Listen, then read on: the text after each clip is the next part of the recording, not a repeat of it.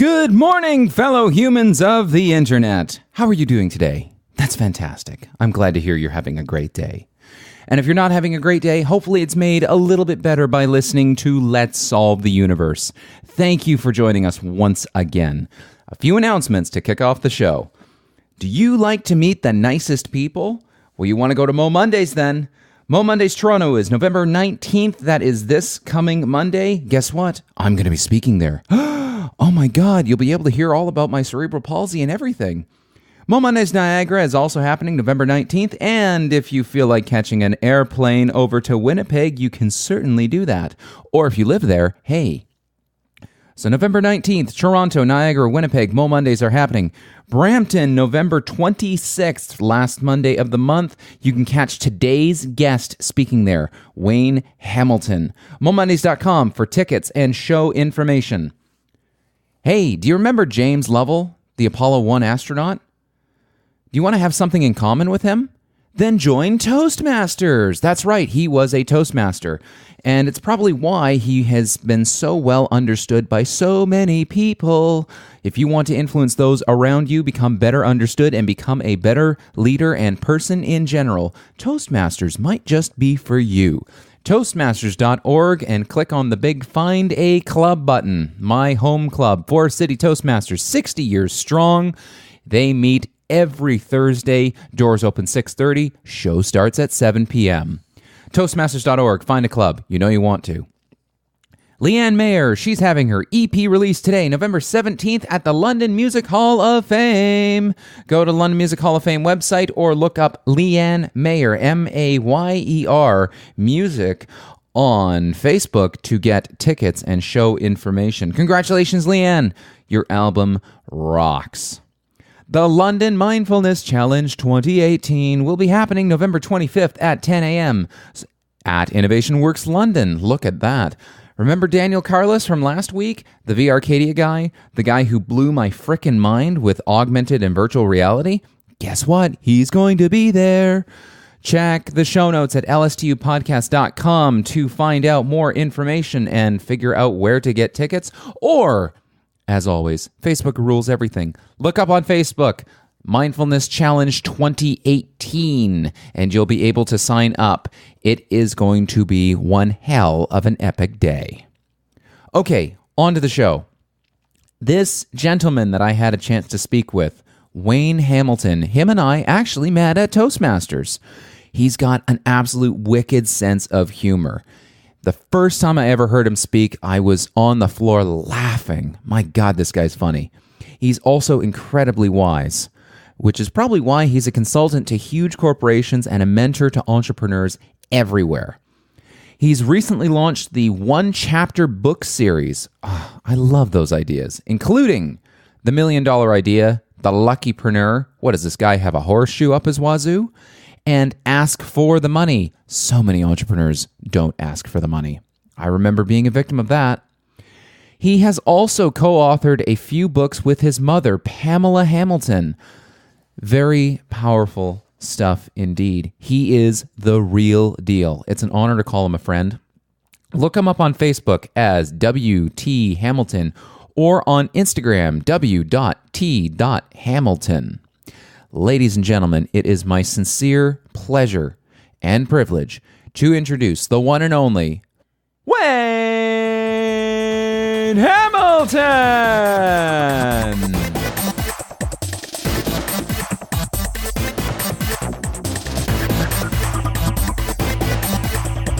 All right, you're focused, you're ready, you're in the zone. I'm in the zone. You've coached yourself. I coach myself. What'd you say to yourself this morning? I say to myself, I'm awesome. That's good. I'm glad you said you're awesome, because you are awesome. I always say I'm awesome, even if I'm lying. When have you ever lied? Once in a while. Yeah, okay. When it's appropriate. Well, here we are. 3, 2, 1. We're recording. All right. W.T. Hamilton is in the chair. W.T. or Wayne? I go by both. You go by both? Yeah, I like to mix people up. Ah, very nice. Yeah. Where did the W.T. come from? Like what? So the middle name is Thomas. Oh. Yeah. I did not know that. So when I was writing, W.T. just sounded more memorable than Wayne. Yeah, that's true. Yeah. I like that. It sounds it goes with the beret. Yeah, exactly. If you don't know WT, he's a big fan of the berets. Yeah, exactly. You were wearing one for your Mo Mondays Aurora appearance, weren't you? Actually, no, the More Mondays Aurora, I had it, Yeah. but I took it off to do the speech. That was the Oh. first speech I did without the hat. Oh, really? Yeah. That's interesting. So why'd you ditch the hat? I just to change it up a little bit. Just to mess with everyone, huh? Just to mess with everyone, yeah. So speaking of Mo Mondays, I don't know if you saw the news. Jen Garrett's not doing it anymore. Yeah, I seen that. Yeah. Yeah, that's too bad. I think she had it going pretty good. Yeah, she had a really good show going, man. Yeah. I like the direction she took it. Yeah. Yeah, it was fun. It was different, but it was fun. Yeah, she was holding it at the London Food Incubator, which was a neat little place. Yeah, it was a cool place to hang out.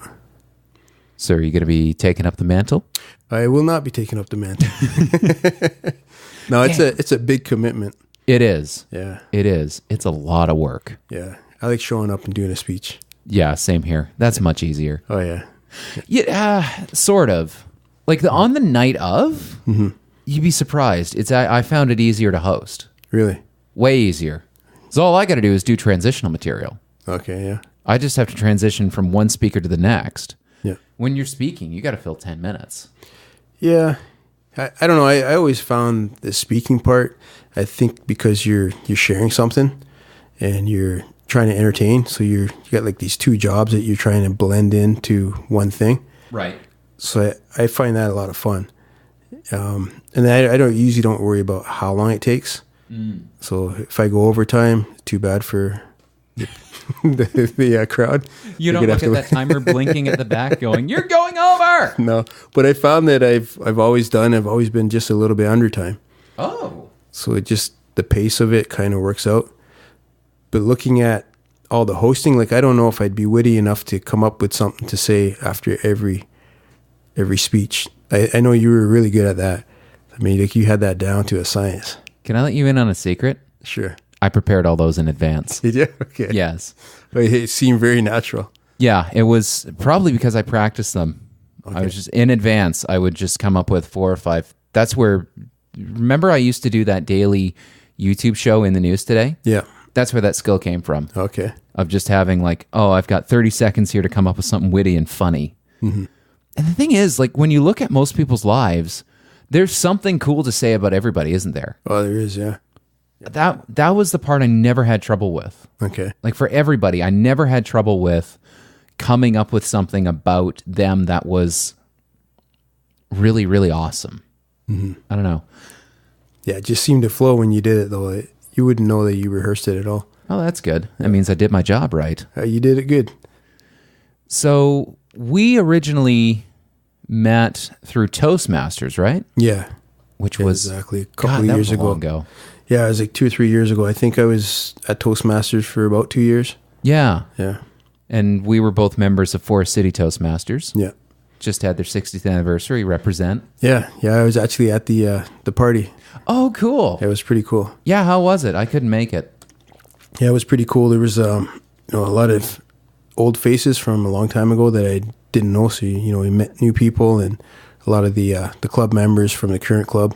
And they just did a really good event. It was really kind of, you got a lot out of it.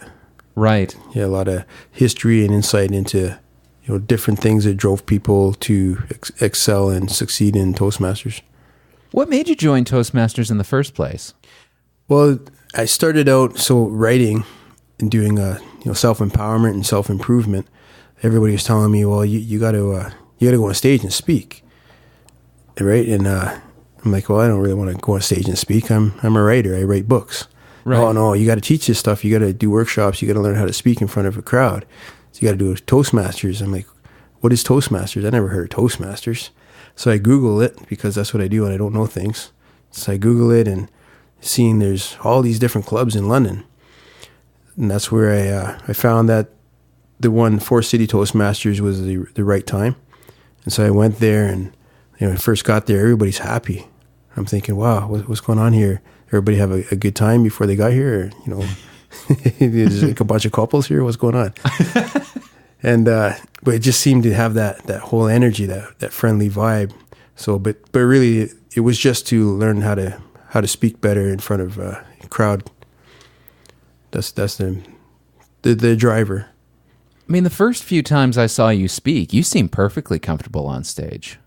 Yeah, I mean, I was comfortable, but I didn't know what the skill was, right? So, like, there's an actual skill to speaking, learning how to pause, learning how to not use filler words, and then trying to be natural with that you really need to learn. Because if not, there's just little things that you could do a lot better if you're getting that feedback. And I think, like, the great thing about Toastmasters for me was, especially for writing, like, you put your book out there and people review it, and you have no control over what they're going to say about your book. With Toastmasters, you learn how to, even any kind of criticism, you learn how to use that to improve what you're doing for the next time. True. So it's very valuable, I found. So you found it more valuable to refine your technical skill. That's not what I went there for, but that's what I got from it. So I got better story writing and storytelling, and also learning how to receive any kind of feedback and use that to improve what you're doing. And since then, you've gone on to rock the Mo Monday stages, the speaker slams. Yeah. How many of those have you done? I've done 2 speaker slams. The funny thing is, so I did a Mo Mondays. You invited me to the club when you were running it, and that was going to be my first time on stage, but somebody had dropped out of speaker slam and they needed someone to jump in. So they invited me. So that was like 3-4 days before the Mo Mondays one. And I went there, and it was, I thought I did really well. But when I was talking to, especially the people that organized it, they were like, oh no, you were way over the top, and it didn't come across very authentic. And so they're telling me all this stuff, and I'm looking at what I did and realizing, okay, the way that I said it is not the way that it was being received. So the way I was saying it wasn't authentic. So I had to really change it on the fly really quickly. And then I went to your Mo Mondays and tried it out with the authentic way, and then it really resonated with people. So in that short, it was about 4 days difference.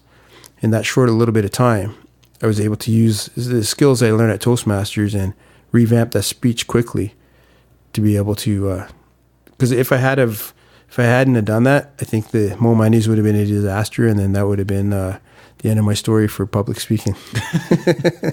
Wow. I didn't realize that you had that kind of an experience at the Speaker Slam. Yeah. So have you got an example of something that you had tweaked?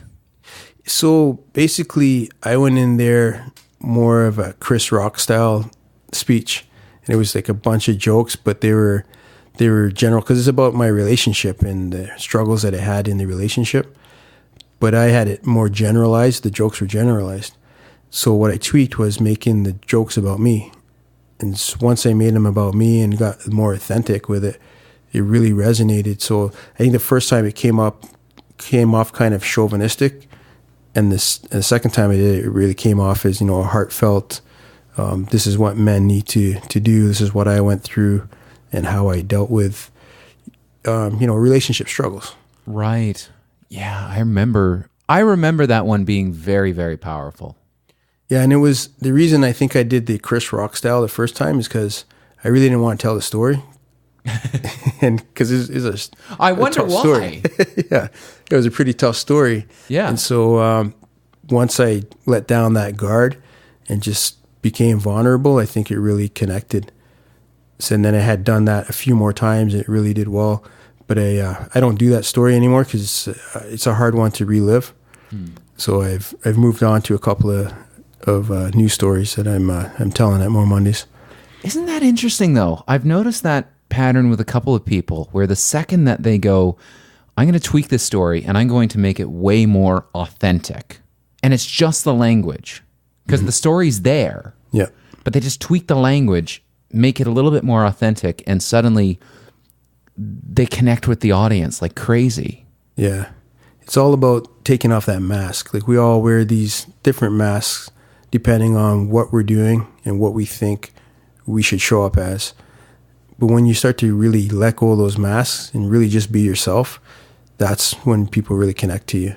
Yeah. When you're trying to play a role or trying to be something you're not, or, you know, maybe you're sort of that way, but you're not completely, and so you're still not being authentic. People see through that. They feel it. Yeah. Oh, right away, don't they? Yeah. Wow. Yeah. So what was the story originally called? Surviving love in men's shoes. Oh, yeah. Yeah. And so the new story is, without giving too much away. So I'm doing the speech at the end of the month in Brampton. Cool. But I haven't finalized the title. I already have the speeches. I think it's a pretty good one, but it's basically about I was supposed to die and how I survived it. Hold on, what? Yeah, I was supposed to die and then how I survived it. How? How I survived it? No, how were you supposed to die? Oh, because when I was a teenager, I got really sick. And so the whole speech is about me going to the hospital and basically people showing up.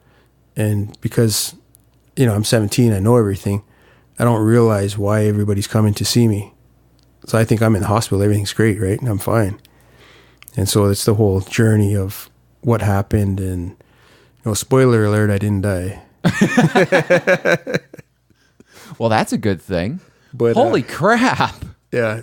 But I do it I think in a very funny way. I'm hoping that the jokes land and, you know, you're still going to get from it the message without it being too heavy. Because, you know, I like to have fun. That's what I'm all about. I mean, I remember a lot of your Toastmaster speeches. Beer was involved at some point. Yeah, beer's a big thing in my life. Yeah, I saw that on, what was it, Facebook or Instagram. You post the most awesome videos there. Thanks.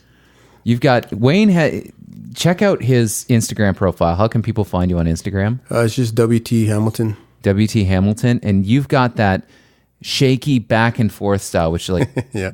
When you're doing the infinite scroll, it gets your attention right away. Okay. How'd you think to do that? You know, I had a social media coach that I worked with, and her big thing was the purple cow story. I don't know if you've heard the purple cow story, but she didn't make it up. But it's the story of, you know, you're driving down a country road and you see a whole bunch of cows in the field, and you just keep driving. But if you were seeing a whole bunch of cows and one of those was a purple cow, you would stop because that's something unique. You don't see that. And so with that, I try to approach social media in that mindset that, you know, I can't do everything exactly the same as everybody else. I got to put my own stank and swagger on it. And so I thought, well, nobody's really shaking the camera. Everybody's trying to get that perfect shot. Yeah. So I said, screw it. What if I shake the camera? It feels real. Yeah. That's the big thing that struck me, is every time I watch those videos, it feels so damn real. Mm-hmm. I don't know what it is. It's that shaky, it's that imperfect perfection. Yeah. I think it's, you know, it's because that's how I am, right? I'm trying not to, like, everybody's into personal branding, and I try to do the opposite of that. That's why sometimes I tell people my name's Wayne. Sometimes I say WT, because I really don't care about personal branding so much. So I guess my personal brand is not having a clean cut brand. Just kind of just doing what I feel like I want to do. Makes you that much more relatable. Yeah, and plus then you can screw up and it doesn't matter because you're not locked into a certain style or brand anyways. Yeah, you don't have to go, oh, damn it, we got to shoot this one again. Yeah, exactly. That's awesome. Sometimes I forget to shave because I forget to look in the mirror. Yeah, I got to shave. It's been a couple days. The peach fuzz is growing and it's not so good. Turns into Velcro after a while. Oh, yeah. Especially when you got a cat. Yeah.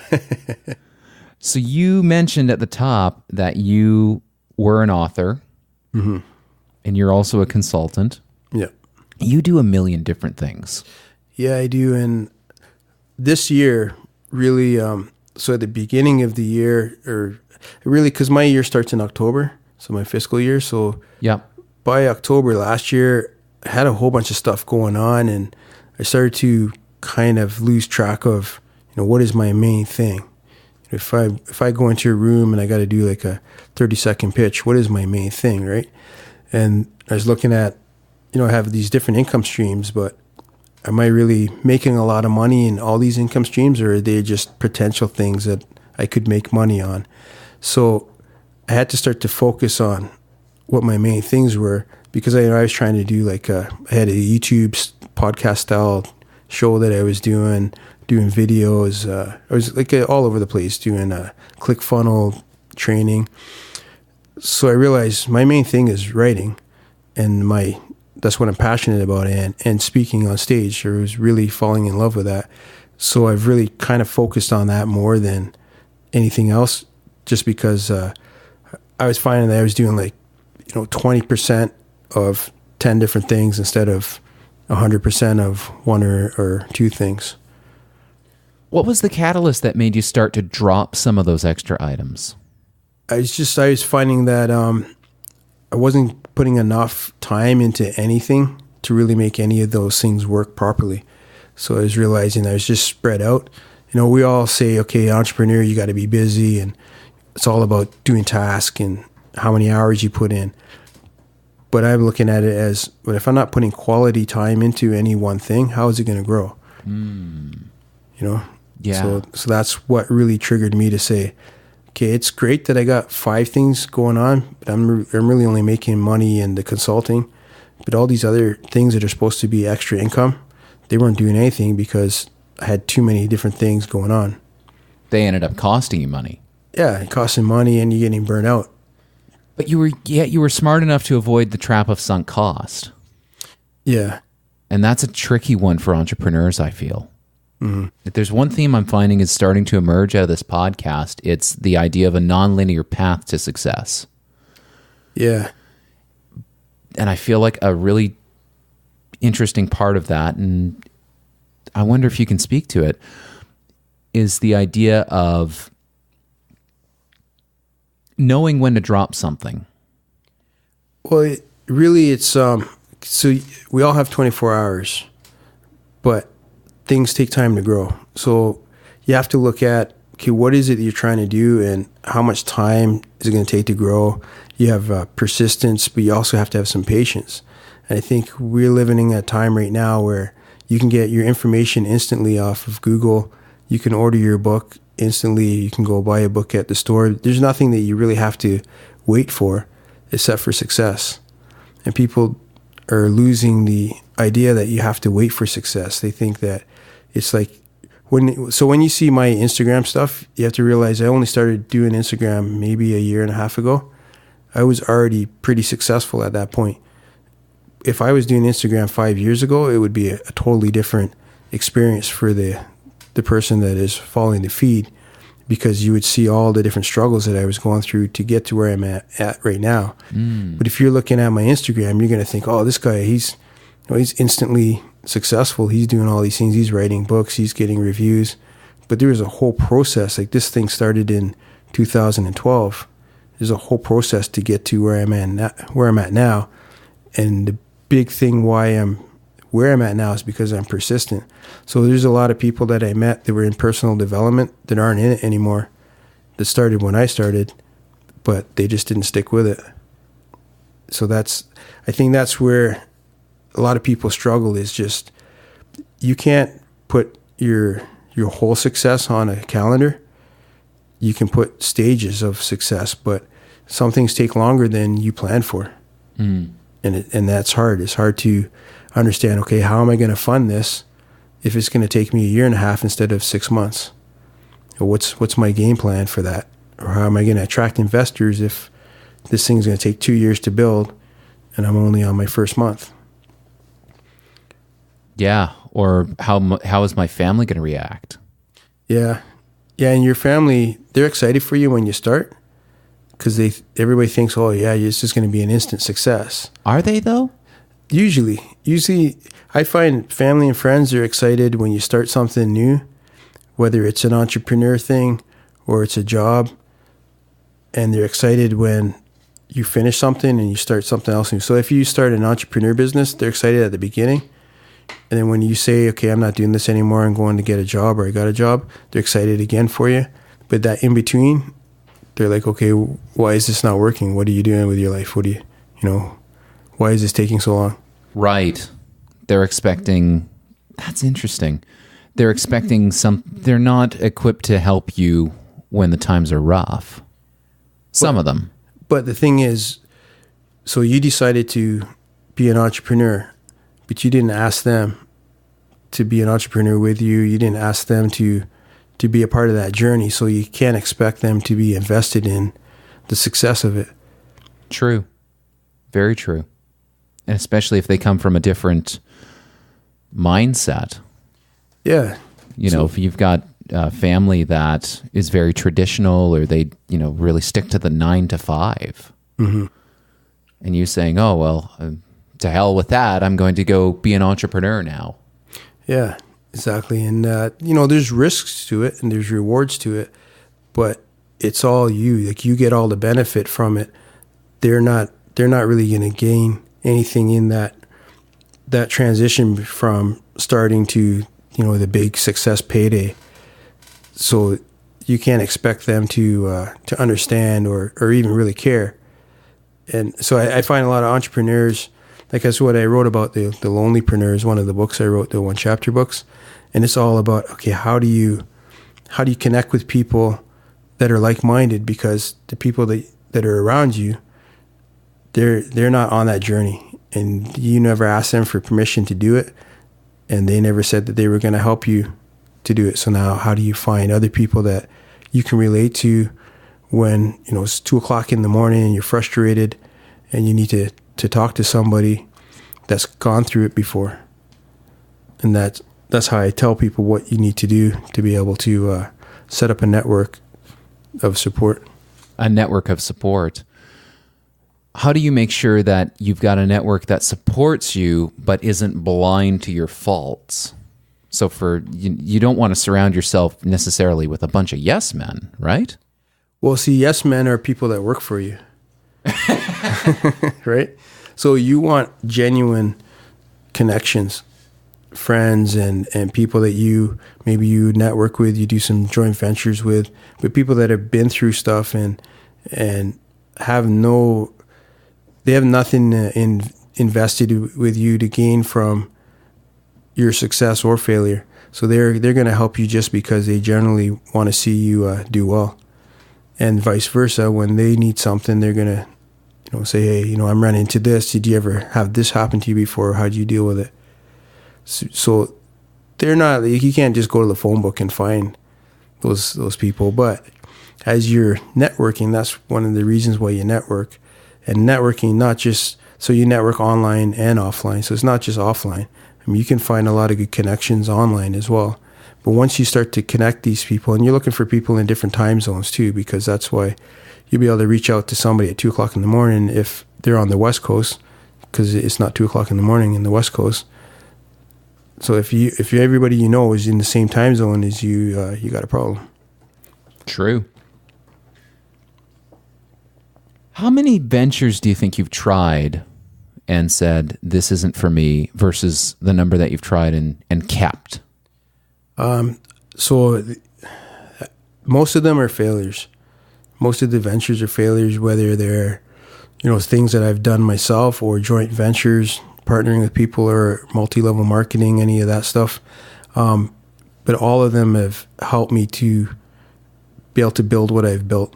So, I don't look at it so much as failures. I look at it as these are necessary steps to reach the goal that I'm trying to reach. And if I don't take those avenues, I'll never know if that was going to work for me or not, but I'll never learn the thing I needed to learn to be able to make this other thing work better.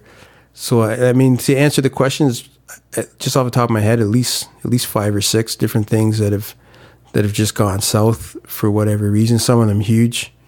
One was I lost like $25,000 in a business deal that went south within 3 months of doing it, which for me that was like a huge learning.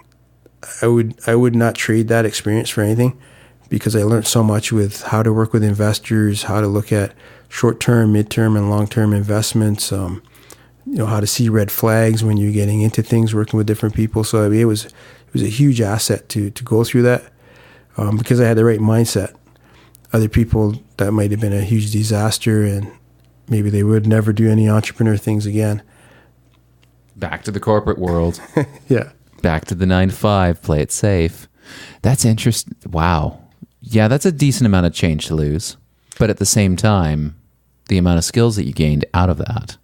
And the thing is, I mean, my mindset was that, okay, I lost $25,000, but I had it to lose. So I already knew how to build it, so I can just build it up again. True. So for me, it wasn't a big deal. You know, it hurt, but it wasn't a game over type of deal. I had a similar kind of mindset experience.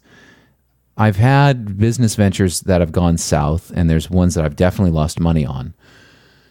My parents are now going to listen to this and go, "Oh God, don't tell us about that." Sorry, guys. I'll get it back up to you one day. I've never lost any of my parents' money, thankfully. Yeah, that's good. I am a firm believer in keeping those two areas separate. Yeah. So, Mom, don't worry. I'm not coming after you for investor money. But earlier this year, I made a decision to hire an employee, which was just like the most absolute gut-wrenching thing I've ever done. Because it's like, okay, I'm doing this entrepreneur thing, and I'm just about getting the ship steered the right direction.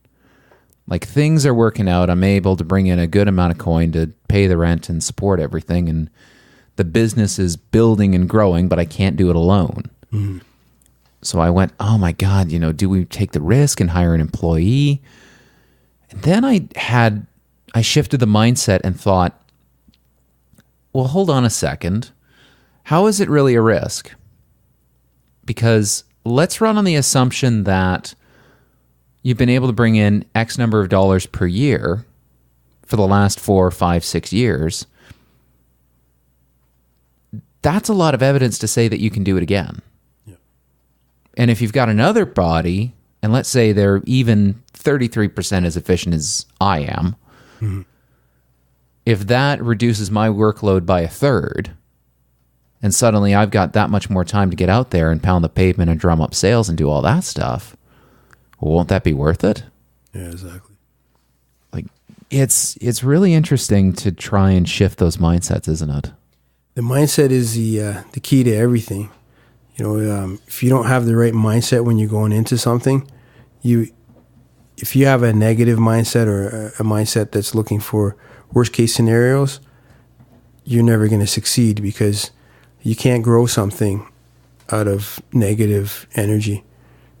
Right? Everything that grows is positive. It's sunlight, it's water to grow a seed.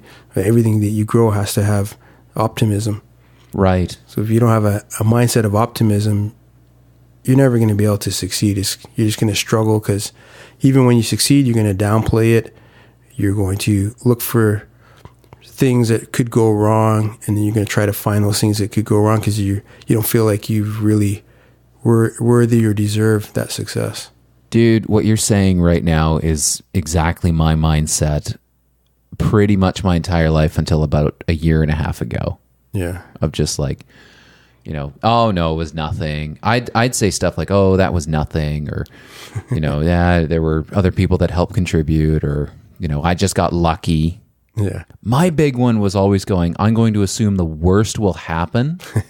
So that way, if things work out, I'll feel that much better. And if they don't work out, well, at least I knew they weren't going to work out. Yeah. But man, it sucked to live that way. Oh, this is horrible. It's brutal. I tell people all the time, if you have 50% chance of the worst case scenario, 50% chance of the best case scenario, why the hell do you not just focus on the best case scenario? Well, wouldn't you love to go to Vegas with those odds? I heard that in sales training once. Mm-hmm. Yeah. Like that's on a 50-50 chance. That's those are pretty good odds. Yeah.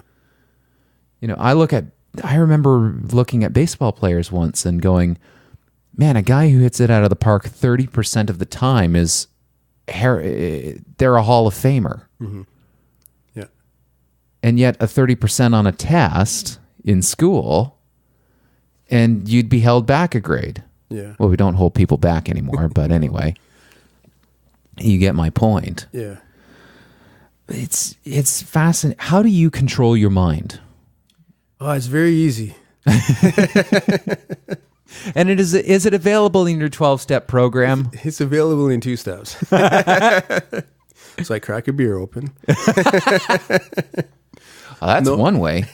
Yeah, but so there's a process for everything. And so one of the things that I've really realized is that all our beliefs, our limitations are all based off of the environment you live in, the things that you already know, and then the things that you've been taught to believe from before you were able to make decisions for yourself. But I've also know that you have your own power. Like our book series is called Your Invincible Power, and it's because it's about the reader's power, right? Everybody has their own power of free will, and the only time that you don't have that is when you give some of that away. So once you start to realize that part of your thought process is your environment, which you can change and control your environment, part of it is your knowledge. So you have certain beliefs to protect you, and those beliefs are only there to protect you until you learn enough to be able to shed that belief. So as you learn things, your job is not just to learn things. A lot of people learn things and never change their life. You have to integrate it into your life, what you've learned. And once you start to integrate that into your life, it'll automatically cancel out one of your beliefs. Because now you're able to do something that you couldn't do before, because now you know more things on how that process works or how you can achieve that goal. So to change your mind, you have to learn skills. You have to, change your attitude to be able to adjust your environment. So it's a process. It's not a simple step, and it's different for everybody. So the path of success for one person is not exactly the same as the next person. So when guys are going to, or people are going to these gurus, paying all kinds of money for coaching and retreats, and then they're trying to use that blueprint that person used, some people, it works out great for them, but most people it doesn't, because you have to customize what you've learned to your own life and to your own beliefs and hurdles.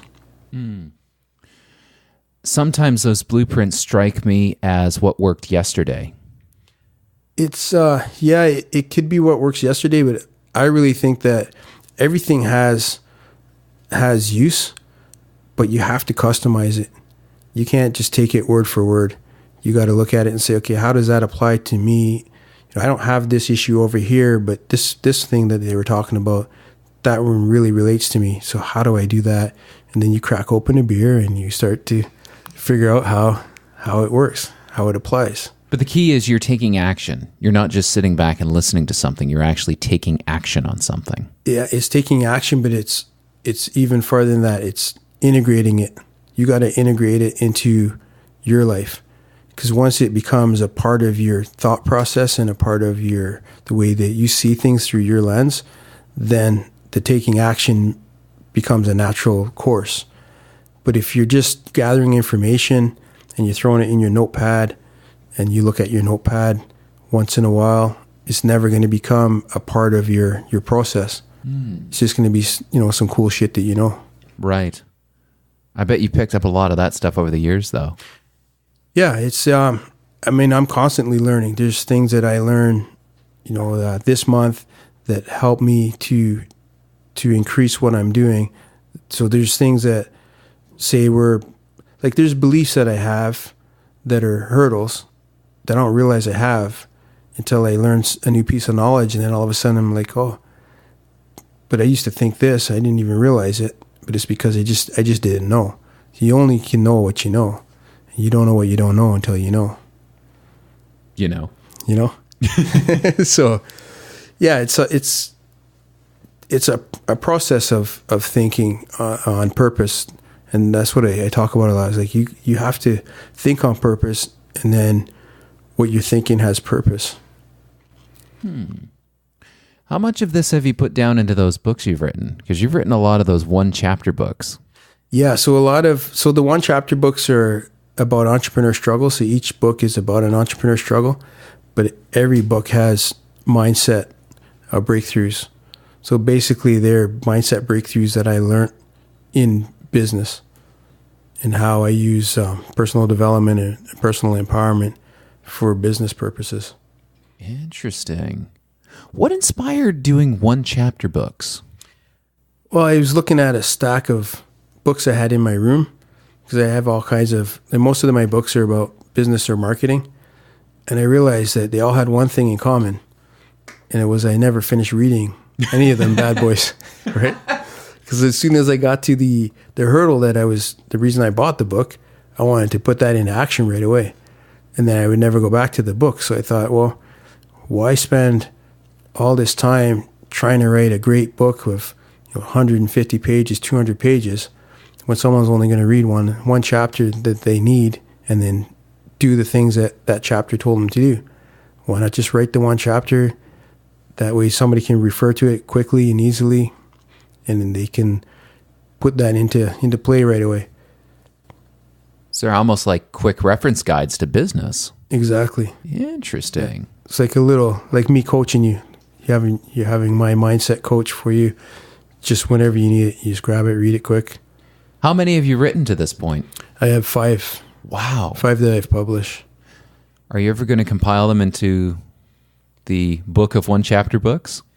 Yeah, I was thinking, so I work with a publisher for some of the other stuff. So I was thinking maybe next year sometime I'll look at that, maybe doing a volume. That'd be neat. Because I do have like a couple of more that I've written that I haven't published yet. So my plan is to write another 5 next and release them next year. So that would give us 10 in total, yeah? Yeah. Interesting. What topics have you written on? What are the first 5 about? So the first one is about Ask for the Money. So it's really my journey as I kind of got thrown into sales. And so when I was working in the corporate world, learning how to actually have the confidence and balls to ask somebody for $15,000 for the product that I was selling. That's a big one, isn't it? It's a huge, huge one. So every book that I write about is something that I went through. So if I haven't done it yet, I'm not writing about it. So they're not concept books of, this is what I learned, what you should do.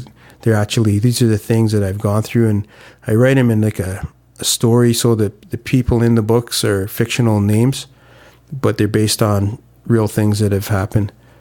So like the second one is all about how to start a business, how to take an idea and turn it into a viable product or service. It sounds boring, but well, no, it's the way I write it is a conversation, and there's beer and coffee involved in the story. But everybody's always fascinated by how you get started at anything. Yeah, it's like, how do you get? Well, you can get started, but how do you get a really good start? Yeah. How do you look at all the, if you want to make a cake, you need some flour and eggs and milk. But what about all the other little things that make the cake really taste good? And what order do you put them in? What order and what temperature? And, there's it's a whole process. So anybody can start anything. How do you sustain it? How do you build it? How do you grow it? Yeah. You can start going to the gym. Yeah. That doesn't mean you're going to be there 6 months later. Exactly. Well, you might be, but there might be a 4-month gap.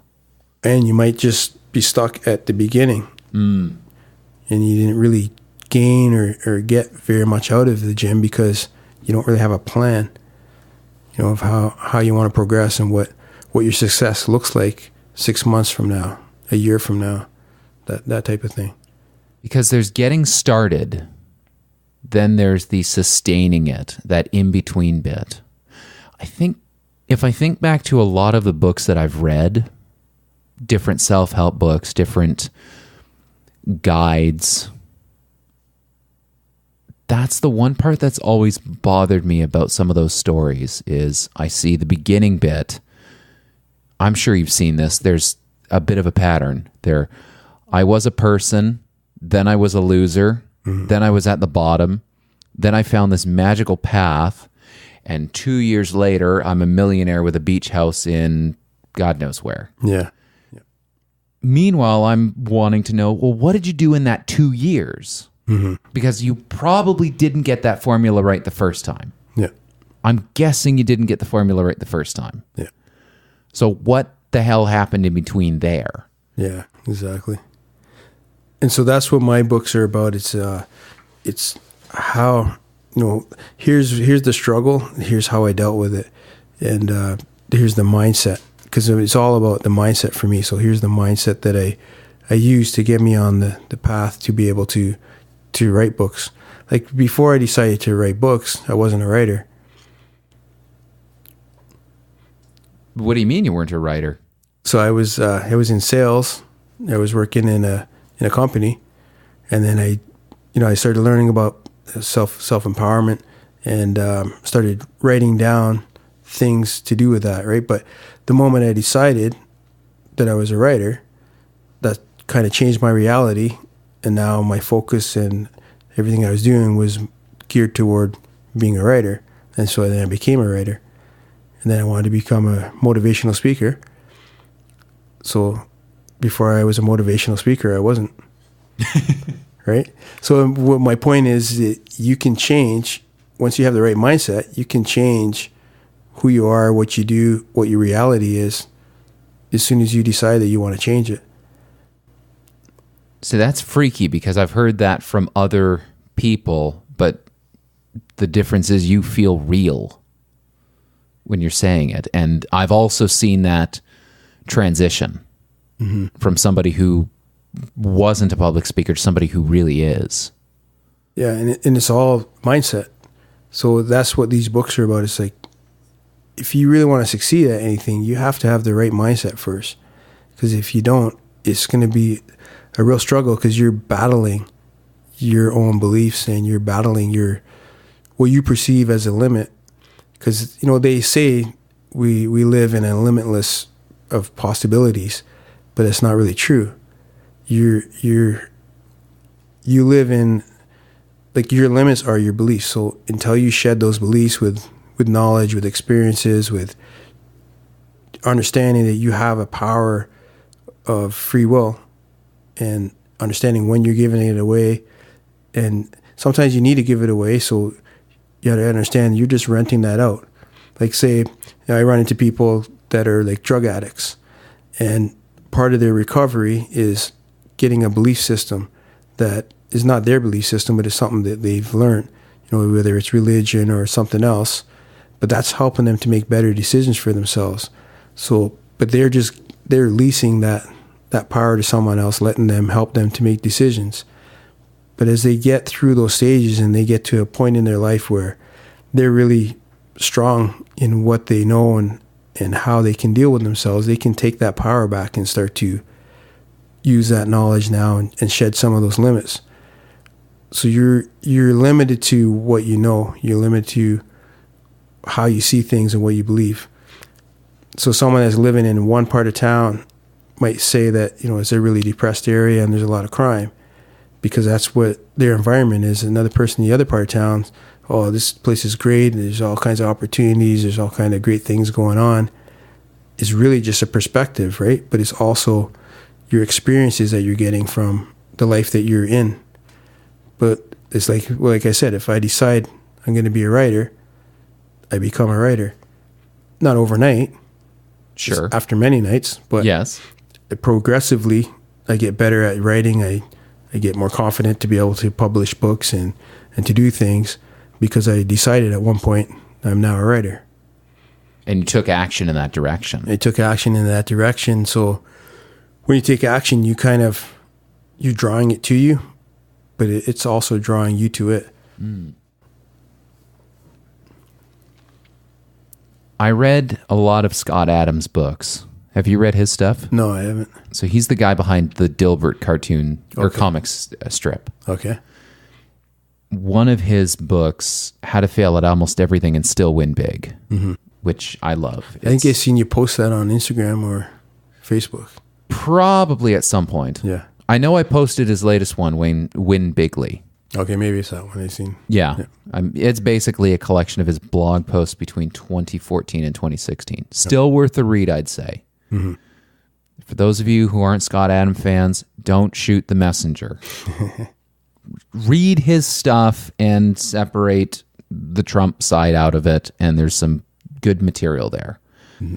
Anyway, one of the things he talked about in his book was the idea of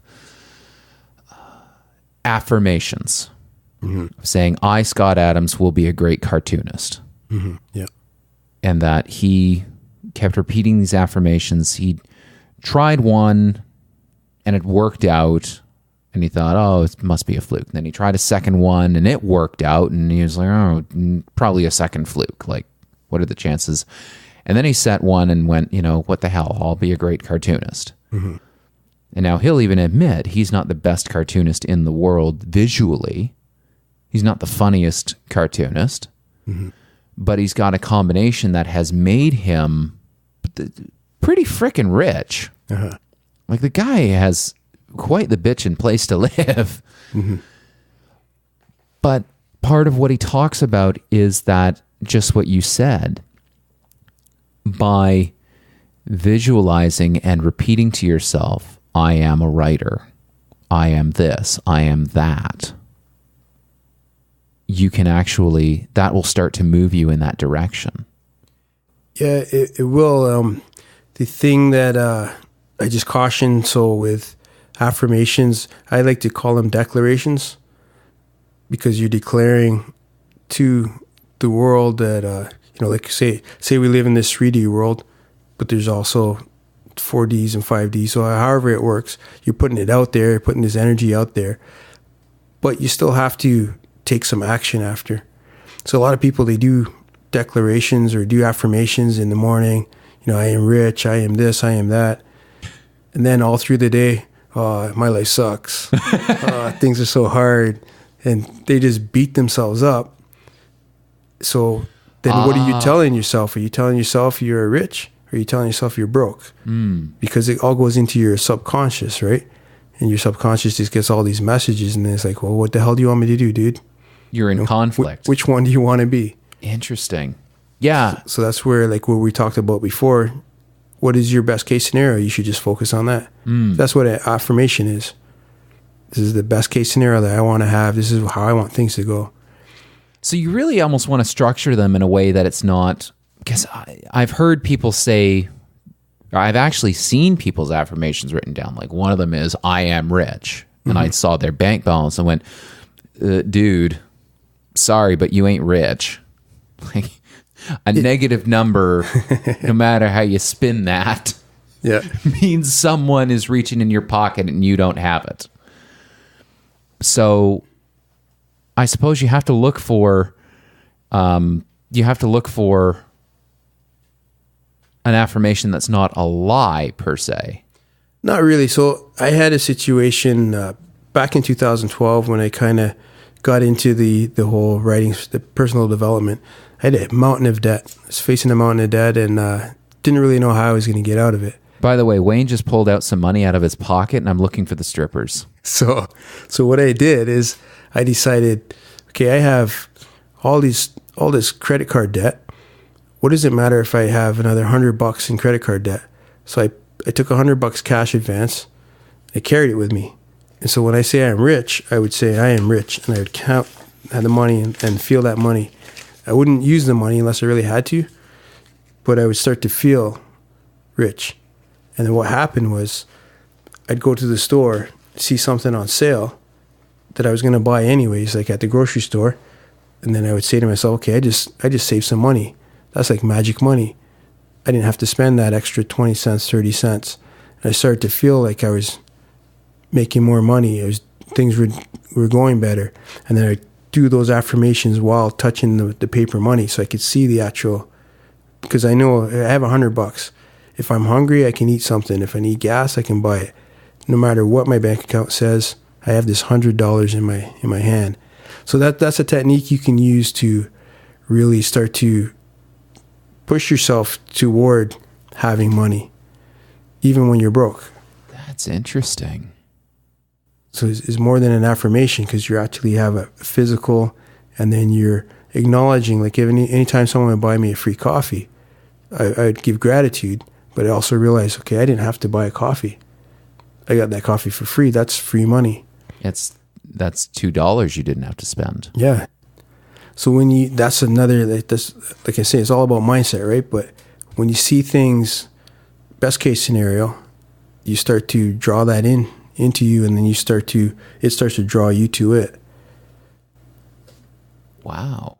So you can do it with anything, but one of the things, you got to really want it, and then you got to see when it's starting to pop up and jump on those opportunities.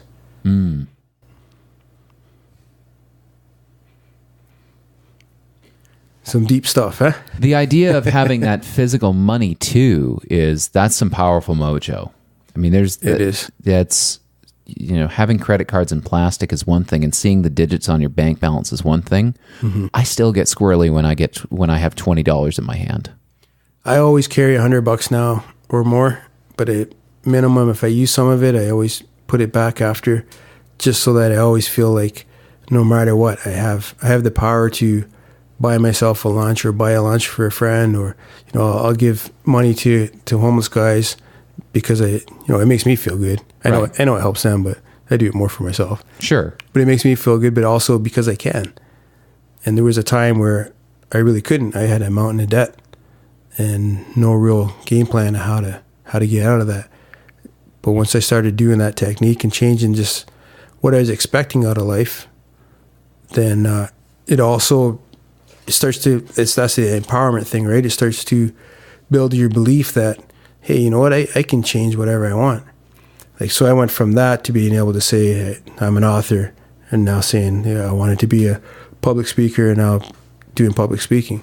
Right. And the more that you experience those kind of successes, now the bigger the next thing that you want to do can be. Right. You just really start building and see that snowball grow. Exactly. Interesting. But you never downplay it. True. Yeah. And you never treat it as a one-off. But the big thing is you have to keep that momentum going. Yeah. So this is one of the big, I guess, drawbacks with when you go to like these events. You hear a motivational speaker and they'll get you all pumped up. But then how do you sustain that, a week after, 2 weeks after, a month, 2 months? So you have to have all these processes and little techniques. Yeah, because Tony Robbins is expensive. He's expensive, and if you don't have all these techniques to go with it, it's hard to stay motivated from a show that you went to, a month ago. That's something I find a lot of event organizers struggle with, actually.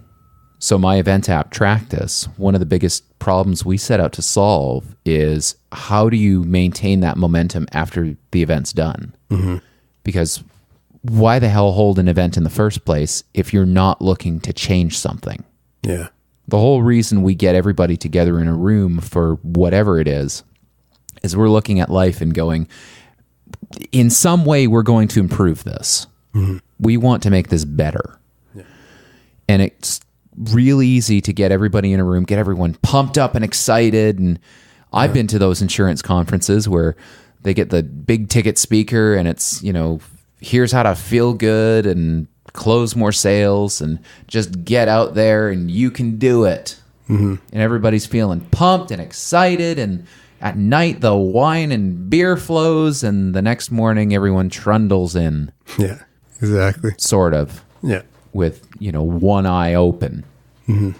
And then you get away from the conference and the high lasts for a day, maybe a couple of days. And then the status quo starts to set in. Yeah, because things start moving at the speed of life. Mm-hmm. It's like if you don't have techniques to be able to kind of keep you grounded in, this new way of thinking, you draw back to the way you've always thought, or because everybody around you has that same mindset. So you come from a big motivational thing and you're all pumped up, and then you're running into your coworkers and they're a downer and they're pissed off and telling you how much their life sucks. And after a while, you start to look at some of the hurdles that you got, and it's easy to start singing that same song. Oh. So it's so much harder to live optimistically than it is to live like with fear and looking at how, because that emotion is really strong. Fear is too easy. Fear is too easy, but it's very strong. Yeah. And staying happy is very hard. It's a weaker emotion. Yeah. So you have to find ways to, I don't know, just to do things without just motivation. Well, we're programmed. I mean, look at how we've evolved. Human beings have been around in this form for what, 100,000 years? And we've been not killing ourselves for what, 50? Yeah. Maybe 60. Yeah.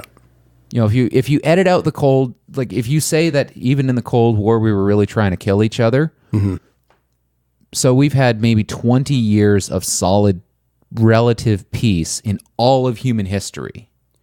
But even with that, we don't really have peace. That's true. So if you look at, say, North America, there's always some kind of war going on that they're involved in. There's very, very rare where you could have even a year where there isn't some kind of conflict where we have troops in there or peacemakers. Oh, sure. So there's always something that politicians and people in power can get you afraid. Sure. To get that emotion going, and that sells, right? There's a lot of money in that. I'm not discounting that one at all. No. I was in elementary school when 9/11 happened. I remember when that happened. I was like, things are going to be different.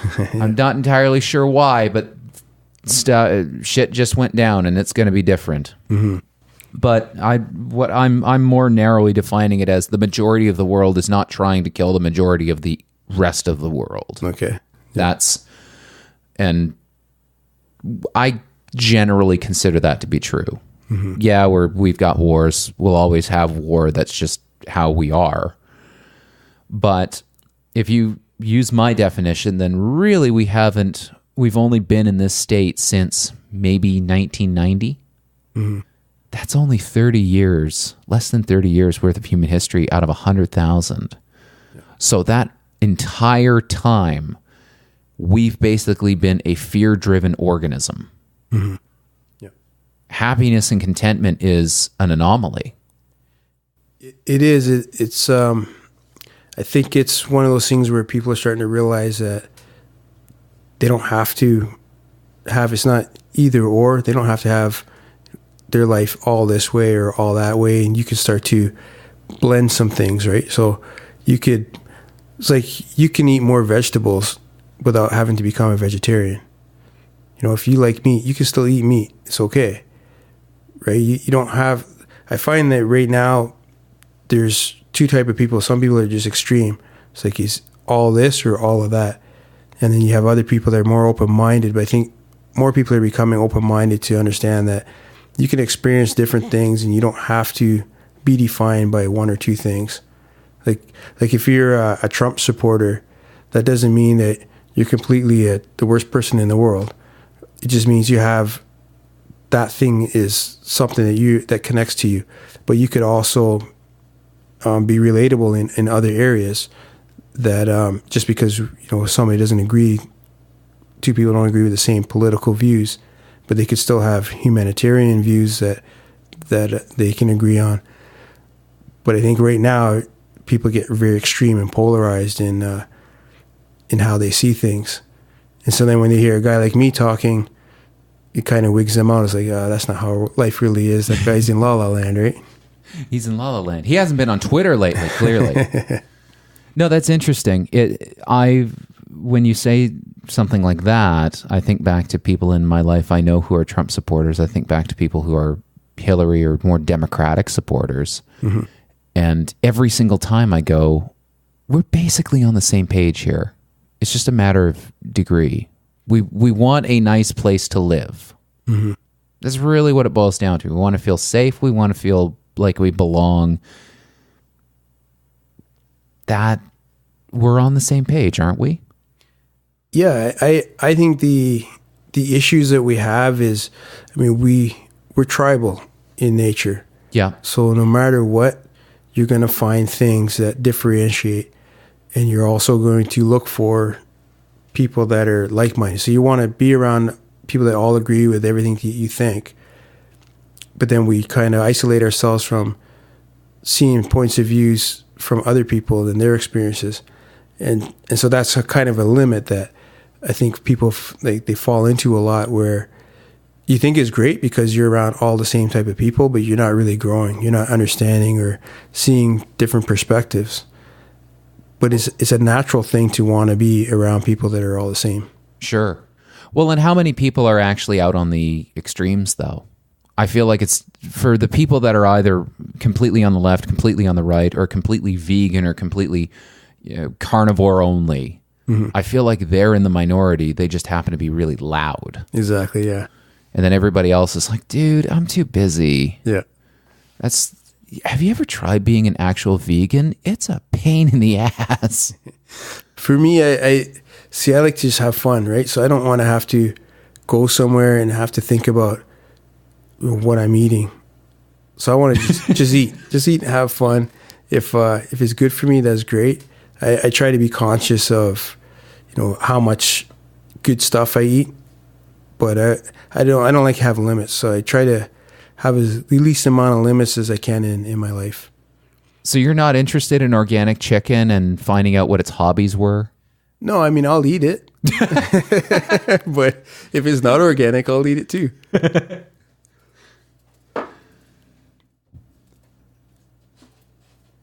Yeah, it's just, I know there's, you can get deep into different things. Like there's ethical ways and unethical ways to raise animals and to get animals ready to be butchered. And you have to kind of be conscious of that. But at the same time, I think if you get too extreme in different points of view, it just becomes an exclusivity and you're pushing away any kind of conversation. Like if you're like-minded in other things, but you're very polarized in, say, the food choices that you make, you can never come together because you have all that anger and animosity just because that person puts something in their mouth that you don't like. Well, then you're talking about two conflicting beliefs. Yeah. And belief is a really hard thing to change.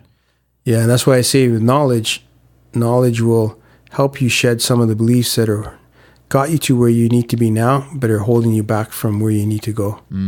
True. Yeah. Have you found, as you've been on this path of self-transformation, how many times has your friend group or peer group or the people in your life, how many times have you just had a complete shakeout where you've gone, these people aren't for me anymore? It's constantly going on, and it's not intentional. But I think as you start to see things differently, people can't relate to you anymore that used to be your close friends. So they kind of just check in with you less or answer your phone call a little less anyways. And also you don't enjoy their company as much anymore because so if you're an entrepreneur, you have a different mindset than someone that's working a 9 to 5. So it's hard for you to relate to them because you're still seeing that, okay, you could do a lot more with what you're doing if you, even if you got a side hustle. Yeah.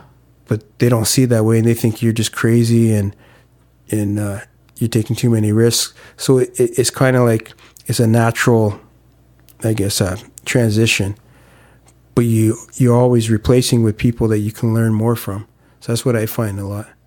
Did you have to overcome that urge to help people? Oh, yeah.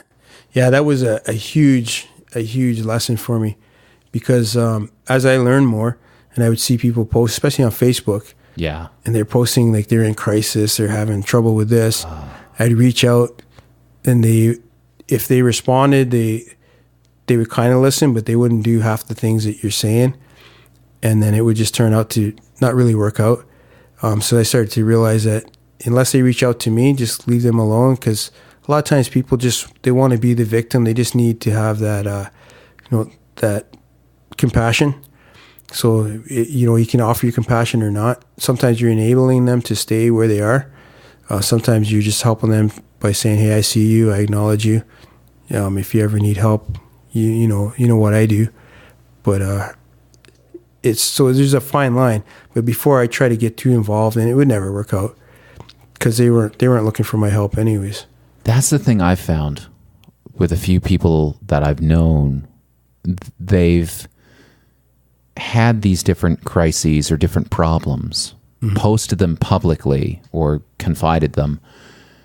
But when when I'd try to help, there'd always be a reason why something wouldn't work. Yeah. It's like, well, this couldn't work because whatever. You know, my coworker would say X, Y, and Z. It's like, well, and I'd always be left at the end of it feeling like a bag of crap and going, well, what the hell did we just have that conversation for? Yeah. Yeah. It's hard because it's hard to see someone going through something that you know you could help. Yeah. But realizing that they're not going to want your help. It's actually not going to help. It's probably going to cause more problems than you would think just by reaching out. So it's hard to sit back. But that's something that I had to learn to do, is that, you know, just because I can help someone doesn't mean I should, doesn't mean that they want it, basically. Lead a horse to water and all that. Yeah. Yeah. Yeah. So, and sometimes people just have to hit that bottom before they go, I'm ready to change. Yeah. And I think a lot of times when people post things like that, they just want some support. They just want to hear other people that have gone through it too. But they're not really looking for solutions. Yeah. And they need to go through that journey. And if you try to circumvent that journey for them, you're not helping them. Yeah. Yeah. So there's something they need to learn through that journey that they can only learn by going through it. Yeah. Again, it doesn't mean that you not be supportive. Yeah, you can still reach out and be compassionate. But don't try to solve their problem. Yeah. Yeah. Don't take that on. Yeah. Jordan Peterson would have something really insightful to say there. Yeah. He's talked about that many times. Mm-hmm. Yeah, it is a hard lesson, but you know, I finally got through it after like a year of trying to get into people's business, realizing, hey, you know what, just stick to my lane. Yeah, they know my lane if they need it. Yeah, true. They know that your bus will come around again. Yeah, and you probably have limited a lot of collateral damage in your own life. Yeah. Because that's every second of energy that you invest into that is 1 second less that someone who really needs it and wants your help. Mm-hmm. I think that was my realization for backing off of certain situations, was that realization of there are other people who want my help, actively want my help. Mm-hmm. But I'm investing it. Why am I investing it in people that don't? Yeah. Yeah. I mean, it's a hard lesson, hard realization. Oh God. Yeah. And it's, you know, but again, sometimes for your own mental sanity, you have to back off. Yeah. Yeah. And it doesn't make you a bad person. No, exactly. Wow. That was deep. I've got one of your books here on the table. Mm-hmm. You actually gave me a copy of this shortly after we met at Toastmasters. Okay. Holy crap, your card is in here too. Is it? Okay. Yeah, W.T. Hamilton's Success Coach. Wow. That's so the book I'm looking at here is The Change: Insights into Self-Empowerment, with foreword by Bernie Dorman. Mm-hmm. Hope I'm saying that. CEO Space International. Wow. Jim Lutz, Jim Britt. And you and your mom were co-authors in this. Yeah. Yep. So, and you and your mom have also co-authored a couple books now, yeah? Yeah, so we do the Your Invincible Power book series. So that's I write that with my mom. Right. And that's really more of a traditional kind of way. So she looks at, you know, law of attraction and self-empowerment from a traditional type of way, spiritual way. And then I look at it from a logical mind thought process.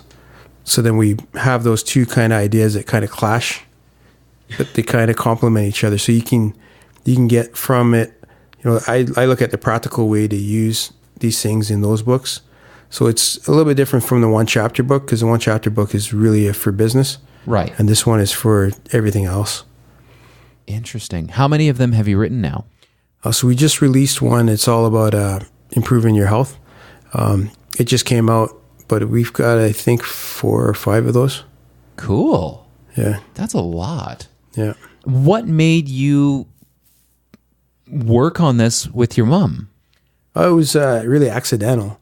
So when I was learning about self-empowerment, I was basically, because I'm a skeptic, right? Yeah. So I don't believe in anything just because someone tells me that it's worked for them or they've done it. I got to experiment and try it for myself. Welcome to the club. Yeah. It's fun here. Exactly. So I was documenting what was working and really writing basically chapters, what would come to be chapters, but these stories and the things that I went through so I could give it to my kids when they got old enough so they could use this stuff and maybe circumvent some of the ups and downs that I went through.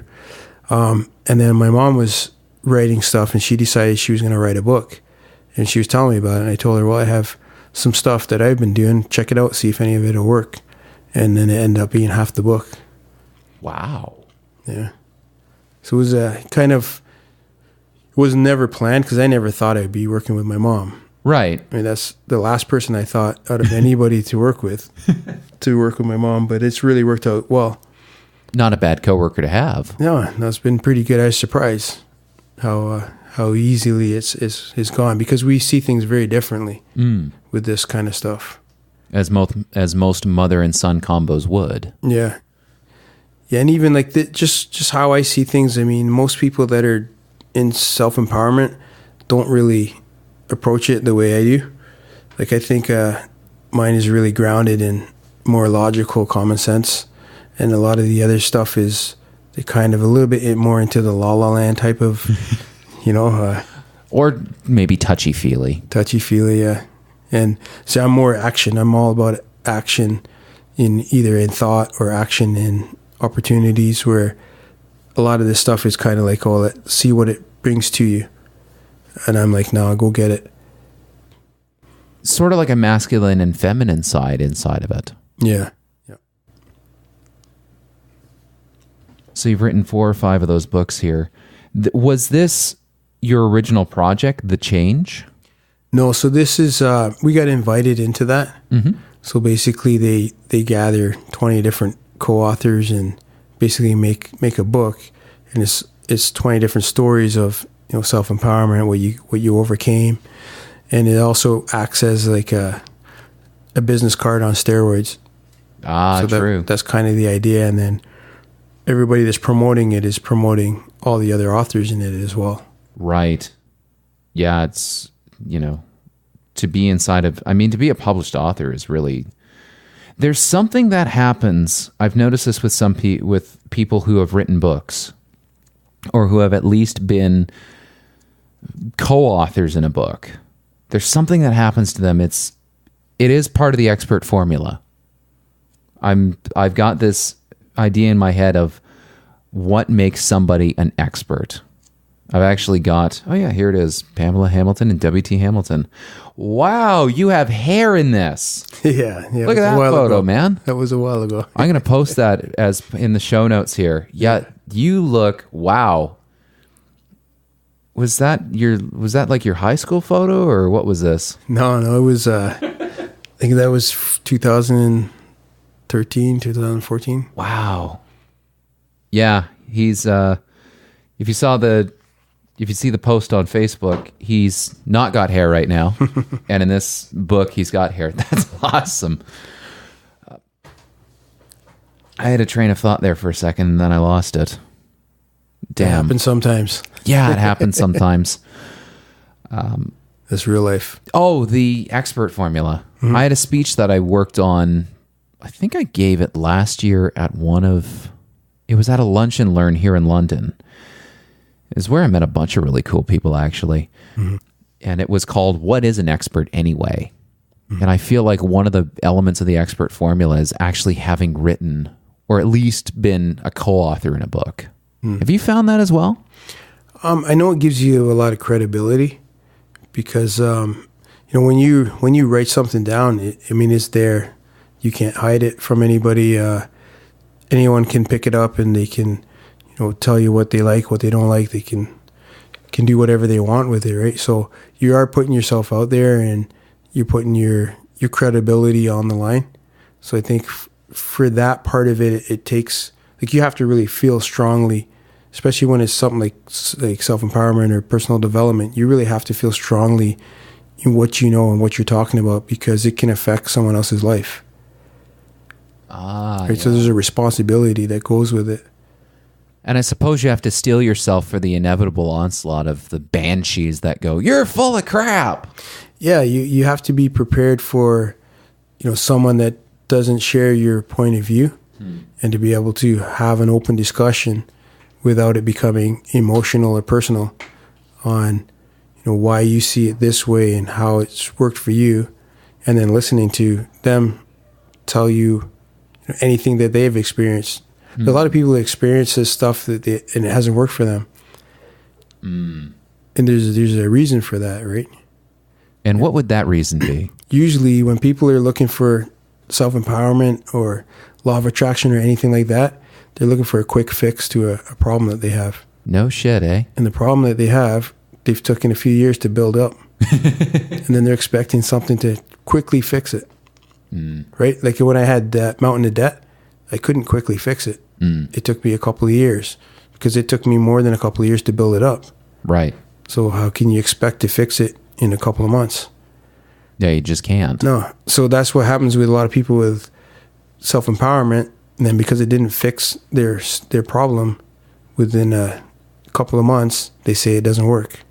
So you're saying that if I have somebody whose life is just in a massive spiral, if I take them on a firewalking course for a weekend, it's not going to just magically transform everything? It's not going to magically. It's going to kickstart them. That's the whole point of it. But they're going to have to put in some work, take some responsibility, and learn some new skills and habits. And you can't learn new skills and habits. It's like if you want to become an accountant, you can't take a 3-month course and all of a sudden you're a certified accountant. Right? There's a step process to it. It takes some time. It takes some persistence, some effort. You have to learn some skills, and you have to fail. Yeah. You got to fail a couple of times and learn what you don't know. Or as Joe Rogan would say, you have to eat shit. Yeah. Yeah. You got to eat shit too. But those are and what he says is those are the moments where you grow the most. Oh, of course. And I look at, my startup Tractus. It's, as far as my customers are concerned, it's perfect. It's wonderful.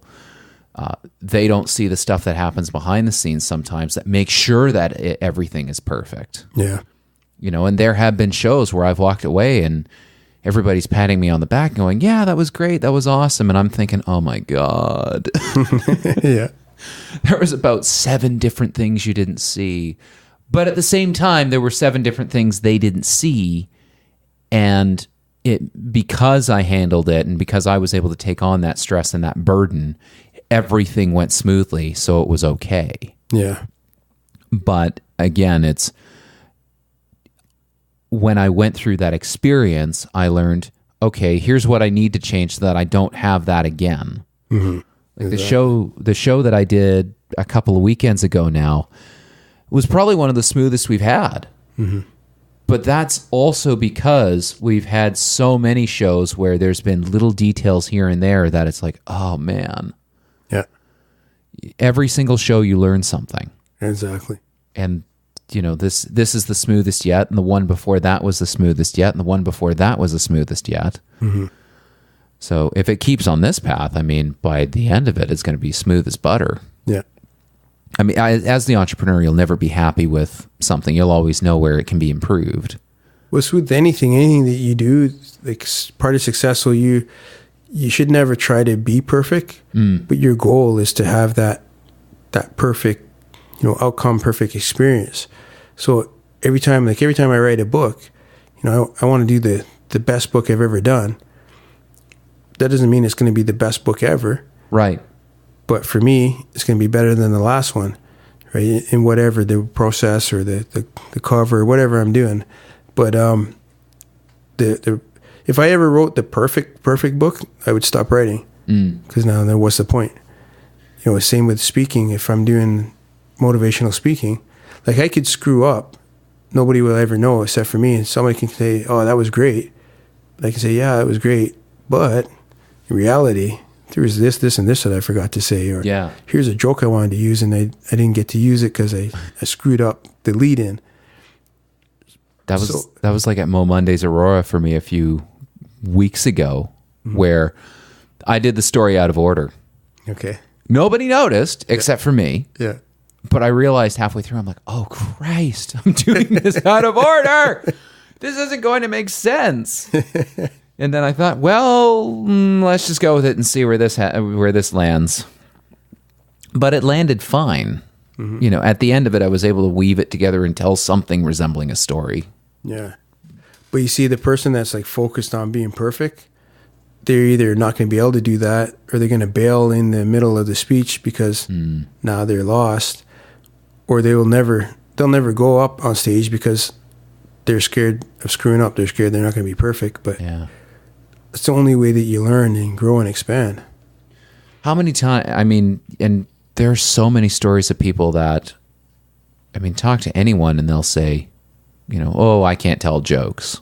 Well, is that because you lack the humor gene, or is that because you told a joke one time and it fell flat and you said, nah, jokes aren't for me, clearly. Yeah.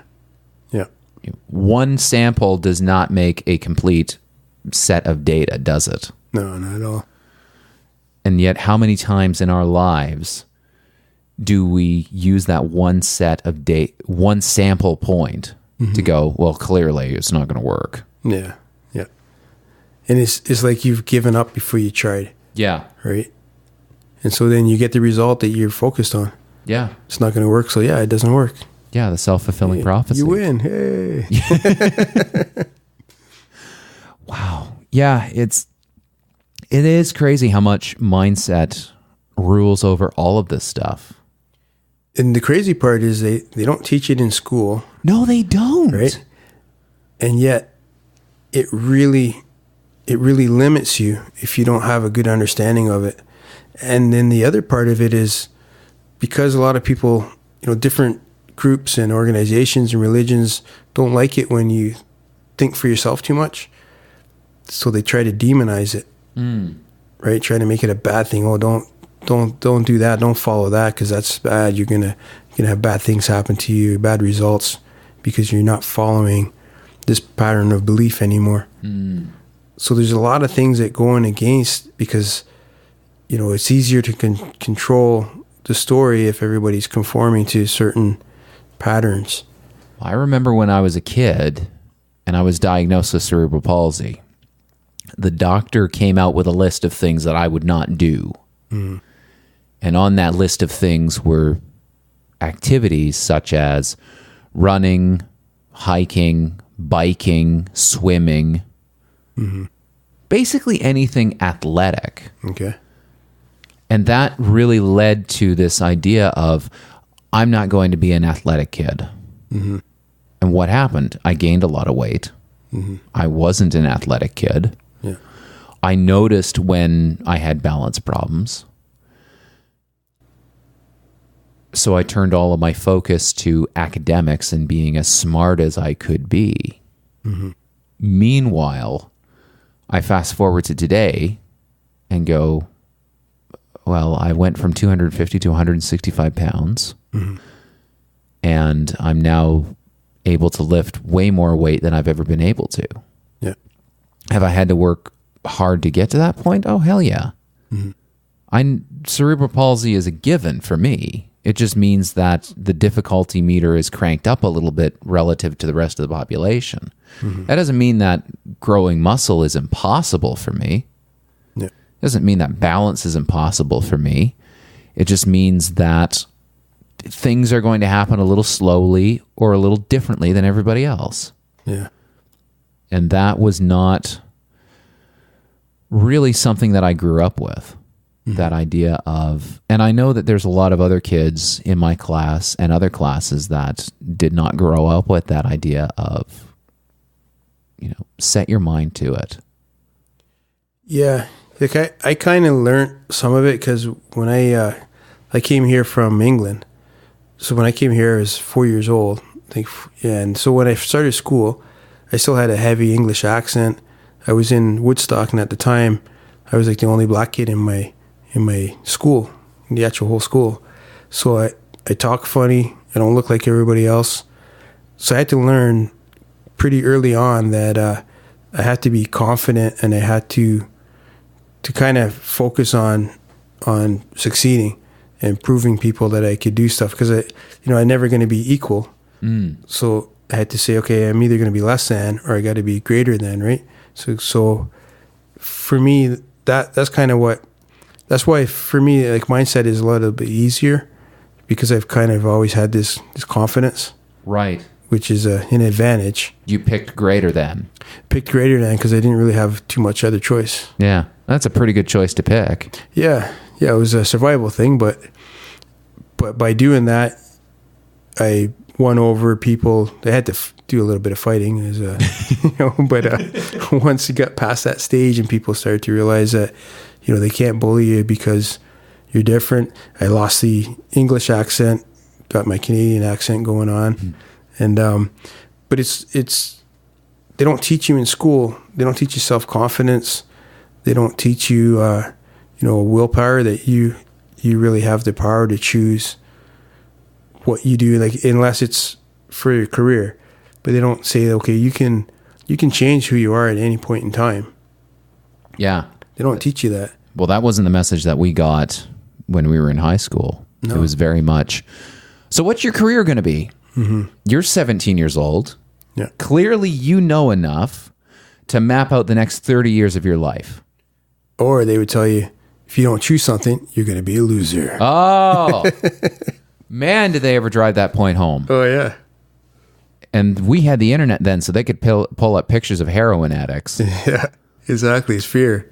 Yeah, total fear-driven decision-making. Yeah.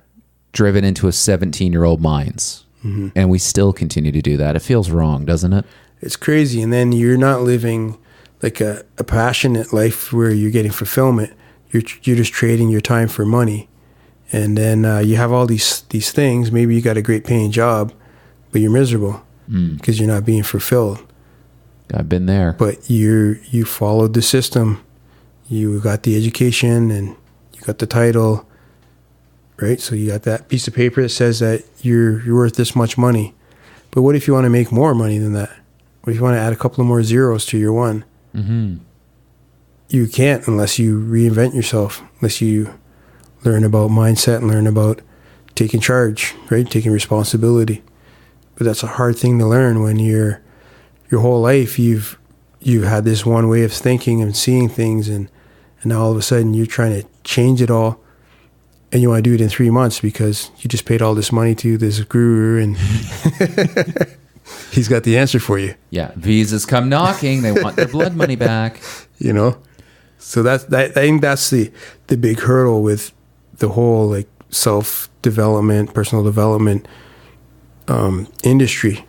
And having the self-discipline to trust yourself too. Yeah. Even in the face of, and that was something, so the conference I was helping to run was a very religious one. Okay. And hopefully this doesn't come as a surprise to people, but I haven't been a very spiritual person for many years. Mm-hmm.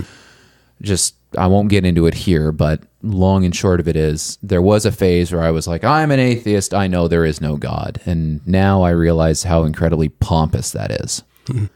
Where I look at it as, I have incomplete information. Mm-hmm. Yeah. We don't know. Anyway, that's another podcast, trust me. I'd love to get a panel of different religious scholars and talk about that one. Mm-hmm. I think that'd be fascinating, wouldn't it? Yeah, it would be an interesting one for sure. See the sparks fly. One thing that struck me as really interesting, having not been around, say, religious people for a while, mm-hmm. is just how their belief in God, mm-hmm. how they defined it, even in the face of what some would say is evidence that there is no God, or stuff that could be explained through natural means, let's say, mm-hmm. that despite all of that, and in the face of, let's say, mounting public pressure to not believe, mm-hmm. that they still held fast to their beliefs and they held them true. Mm-hmm. Even in the face of all opposition, they've got their faith. Mm-hmm. Yeah. they've got that self-discipline. They've got that, I don't know what quality to frame it as. What would you call it? I think, so you have like your logical thinking of how you see the world based on, your experiences and all that stuff that we had talked about earlier. But you also, there's a spiritual connection that you can have if you allow it. And you can call it whatever name you want to call it, but there's an energy, right? So everything is energy. So somehow, some way, your energy is connected to all the other energy around. And when people experience that, because it's hard to explain, and it's hard to label, so that's how come they feel that connection with God. Now, maybe it is God as they label it. Maybe it's an energy field. There's I really see that, like, we live in a 3D world, I call it, but also at the same time you live in an inner world, which is where your thoughts are, and you can go anywhere in your inner world, and that kind of creates what you experience in your 3D world. But there's also probably other realities that are like, I don't say that they're alternate realities, but I think that what is a 4D? What is a 5D? So if there's something there that's like, maybe more of us are in the 5D part of it, and that's where our thoughts come from. So how would you explain that, right? Do you explain that that's God, or do you explain that it's it's quantum physics? Like, how do you explain it? So I don't have the answer for that. So I don't know what it is, but I don't believe that somebody that has that conviction, I don't think that they're misinformed.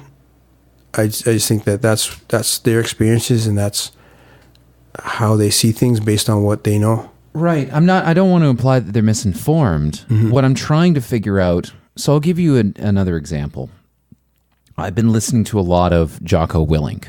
You've heard of him? No. He's a former Navy SEAL, he just released a book called Dichotomy of Leadership. Okay. This guy gets up at 4:30 every single morning, does a killer workout, just is a beast of a guy. Just absolutely insane. To have that discipline and drive to do that every single morning. And I mean, I know he keeps himself accountable by posting his gorilla arm to Instagram each morning with a shot of his Timex watch. Yeah. At the same time, that devotion to getting up at 4:30 in the morning, some would say he's disciplined. But I feel like there's a parallel between that and someone who's very steadfast to their religious beliefs. How I would explain it to you is it's like your passion and your fulfillment.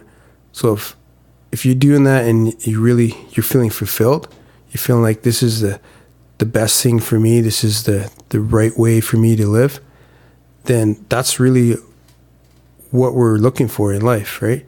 You're really looking to live passionately and to feel fulfilled with however that shows up in your life. But even in the face of evidence that suggests sleeping in is okay, or that there might be other realities, there might be more than one God, or there might be 0 gods, or there might be 15, or there might be one, but he's subscribes to a different YouTube channel. To maintain that level of discipline and devotion, despite, I guess maybe it does come down to your mindset and the people that you surround yourself with.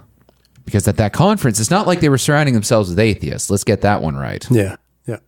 It was a conference of like-minded individuals. But if what you believe makes you feel good and you have passion for it, then I don't see any reason why you should change that just because someone is giving you other viewpoints or things that they're passionate about. Right. Like if I run into someone and they don't really care about mindset because they have their own belief system. To me, that person's fine. I don't need to help them because they already got it under control. They're happy with what they're doing. The person that's struggling and having a rough time and can't figure out his direction or their direction, that person, maybe they're gonna connect to what I'm talking about.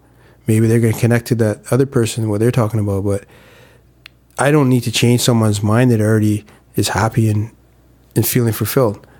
I just don't see why, just because I see things differently or things work out for me in a different way, why do I need to stop them from enjoying their life and being happy just because maybe I don't see it the same way as they do? Right. Because really, if you have fulfillment, that's what you should be looking for in life. Yeah. I had an incredible moment of that today, actually. Yeah. I was at the London Convention Center having a good chat with those folks. Mm-hmm. And I made that sound really negative. I got to try. Let me try that delivery one more time. Right. I had a really awesome chat with the people at the convention center, and seriously awesome. Mm-hmm. They've been huge supporters of Tractus. Mm-hmm. So shout out to London Convention Center. You guys rock. Mm-hmm. And if you are looking to rent convention space in Southwestern Ontario, go to the London Convention Center. You will get incredible value. Mm-hmm. Like, they have the best space outside of Niagara Falls and Toronto, hands down. Like, it's huge. It's well catered for. They have they have event professionals on site. Really? They have event professionals on site. It's awesome. They know what the hell they're doing. Anyway, I had a conversation with them, and near the end, we were just talking through a couple of ideas about, they wanted to they had a blank wall and they wanted to be able to project some digital messages onto it. Okay. And there's some stuff we've been working on with Tractus that would tie into that perfectly.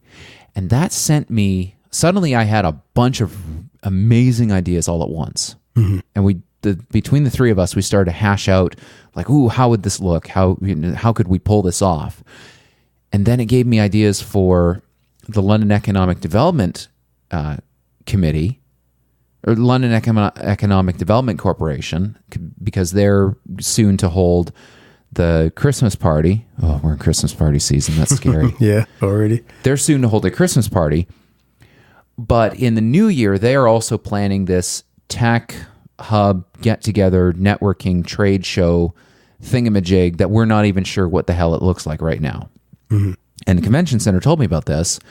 After I was done at the convention center, literally ran over to the LEDC, which is next door. Mm-hmm. Like, literally run over and go, okay, what's her name here? Is Ashley here? I need to talk to her right now. And I'm like, oh, yeah, who are you? And it's Elias, she'll know me. And Ashley comes out, and the last time I'd met with LEDC, I was, my calm self, and here's what we do, and blah, blah, blah, blah. Mm-hmm. And this time I'm like, I have to tell you about this thing. I was like shaking. Mm-hmm. I couldn't stand still. Like, the receptionist was laughing at one point because I'm just so freaking animated.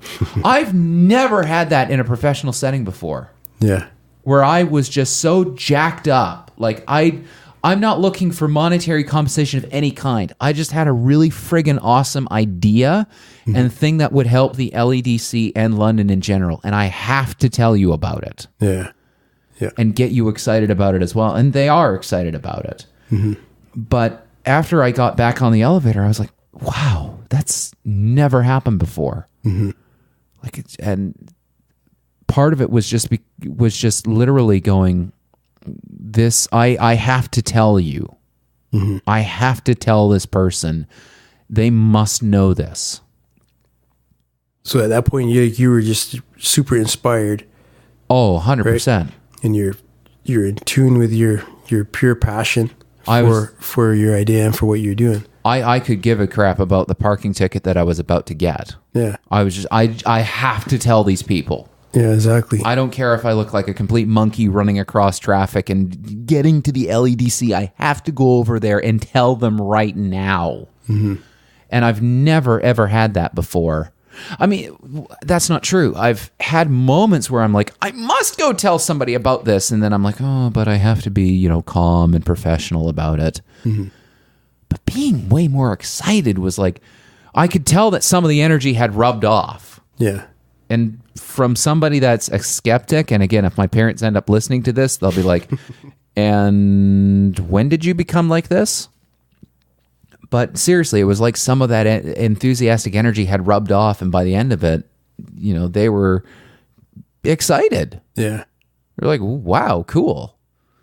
I mean, who the hell runs into an office building at 3:30 in the afternoon and goes, I must tell you something? Yeah. Well, that's what's awesome about passion, and also that's what I love about skepticism, because it protects you until you don't need it anymore. Yeah. It's just like beliefs, right? So you can be skeptic about certain things. You can still hold on to your skepticism for other things, but as you become more passionate and confident in what you do and you understand how it works, you can let go, just like the beliefs can let go of some of that skepticism and replace it just with your passion. See, I never thought of the idea of beliefs and passions being things you can swap in and swap out. Oh, yeah. Yeah. But that's one of the things that I've learned is that, one thing will prevent the other a lot of times, right? So when you shed some of your beliefs, you get more tuned into who you really are. And the more, the mask that you take off, the more limits that you shed, the more fun you're going to have. Yeah. Well, I mean, that moment today was the most fun I've ever had in business. Yeah. Of literally just running into an office building like an excited 12-year-old. Yeah. And not giving a damn. Exactly. Yeah. Not giving a single damn about what. And it was funny because as I was waiting for Ashley, the person I was meeting with, to come out, I had a moment where my monkey brain was going, dude, what are you doing? This is not professional. This is not okay. This is not what you should be doing. Mm-hmm. But then another part of my brain kicked in and said, this is what you have to do. Mm-hmm. You must do this. Yeah. No matter what the consequences are. But like what we were talking about earlier when you were asking me, when I was telling you about the purple cow, how I got to that. I mean, that's the whole point. Is you can have these rules and these parameters that people are supposed to follow, but you don't have to follow those. Mm-hmm. And the more that you get in tune with how you want to be, the less that you care about branding and am I being a professional entrepreneur, and you just start to live your passion. Yeah. And the more you live your passion, the more people jump on it and get inspired and want to be around it. Because how many times have you been in a networking thing and you're talking to these guys that are just talking the same thing and they all look the same, all acting the same. And then you come across that one guy that just doesn't give a fuck. You're like, I want to talk to this guy. Yeah. Right? Or a girl, whoever it is, right? Yeah. So it gets inspiring. And those people seem to always have people gravitating to them. And they're the ones that stick around the longest. Yeah. Yeah. They're always the ones that stick around the longest. Yeah. Oh, man. I think back to some of the first days of my own networking and just cringe. Yeah. Because you don't know what like when you're first going, you're intimidated, first of all. Yeah. Because you're going to something you never really experienced before. And then everybody seems to be, really uppity and successful because everybody's putting on that same mask. So then you're trying to pretend you're successful when you really aren't. So you don't feel authentic. So you're basically pretending to be like you're being the fake you.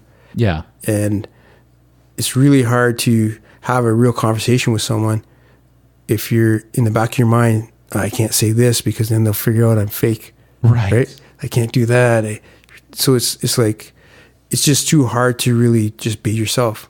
Like coming on here to talk with you today, it's, you can just be yourself, right? But if I came in here with like a certain agenda and I'm trying to come across a certain way, that's not how I really am, it's going to be hard to have a real conversation. Well, and it's like again, we come full circle back to you being at Speaker Slam and getting that feedback about the language you use being authentic. Yeah. Yeah. Amazing. Yeah, those early days of networking. Oh man. But it is absolutely true. You do reach a point. I feel like everybody has to go through that though. Exactly. Where you have to try not being you to realize, because I remember the first time that I just said, screw it, I'm just going to be me.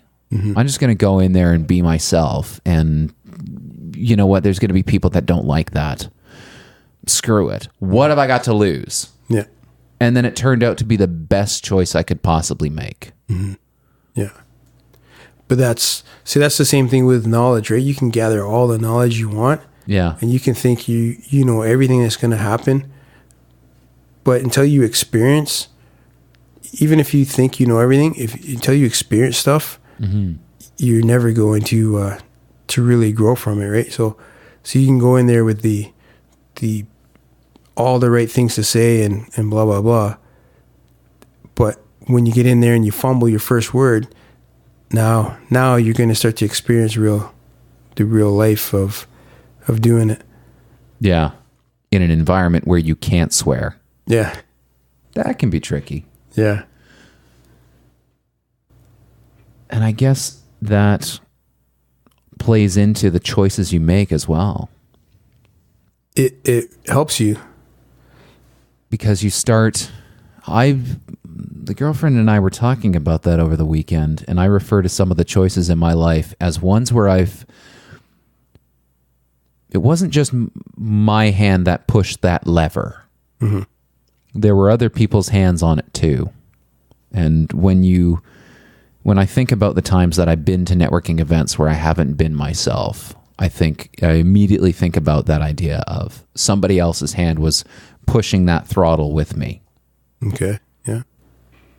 You know, that wasn't me. That wasn't me acting alone. That was somebody else. And I knew it wasn't right. Pushing you to be professional or to be your authentic self? To be professional. Okay, yeah. Yeah. To be professional. Now, that's not to say that you can't be yourself and that being yourself and being professional are mutually exclusive.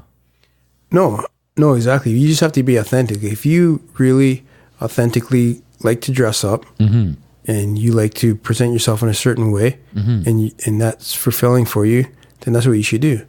But if you're only doing it because you think that's what you have to do to be in this group or to be at that level, then you should really look at, am I sacrificing some of my happiness and joy for status or for success?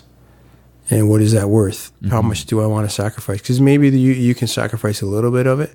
Like I know some people, they're really serious about their branding and they want all their branding to be perfect.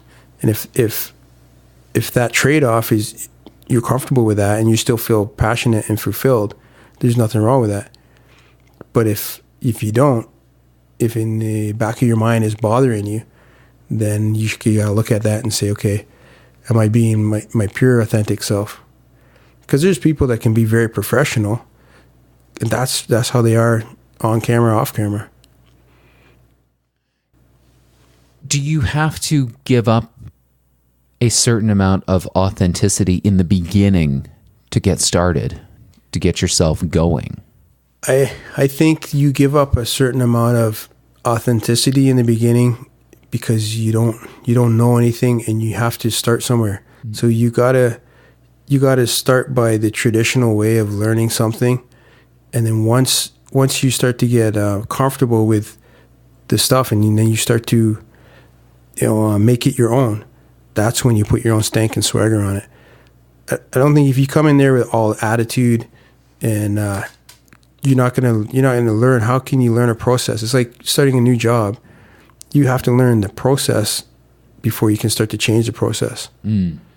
So I do think that you have to trade some of it in the beginning. Like when I went to Toastmasters, I had to really kind of become a Toastmaster, and so there's no swearing. You can't wear your hat in the club. They told me. What? Yeah, they told me I can't wear my hat. So I could, Who told you that? whoever Well, was don't the name president names at on the air. time. Now that I think about it, don't name names on Yeah. air. I'll have private conversations with them later. But so Can't wear a hat. So What there's the hell? there's certain things, right, that for me to learn that skill that I had to leave at the door.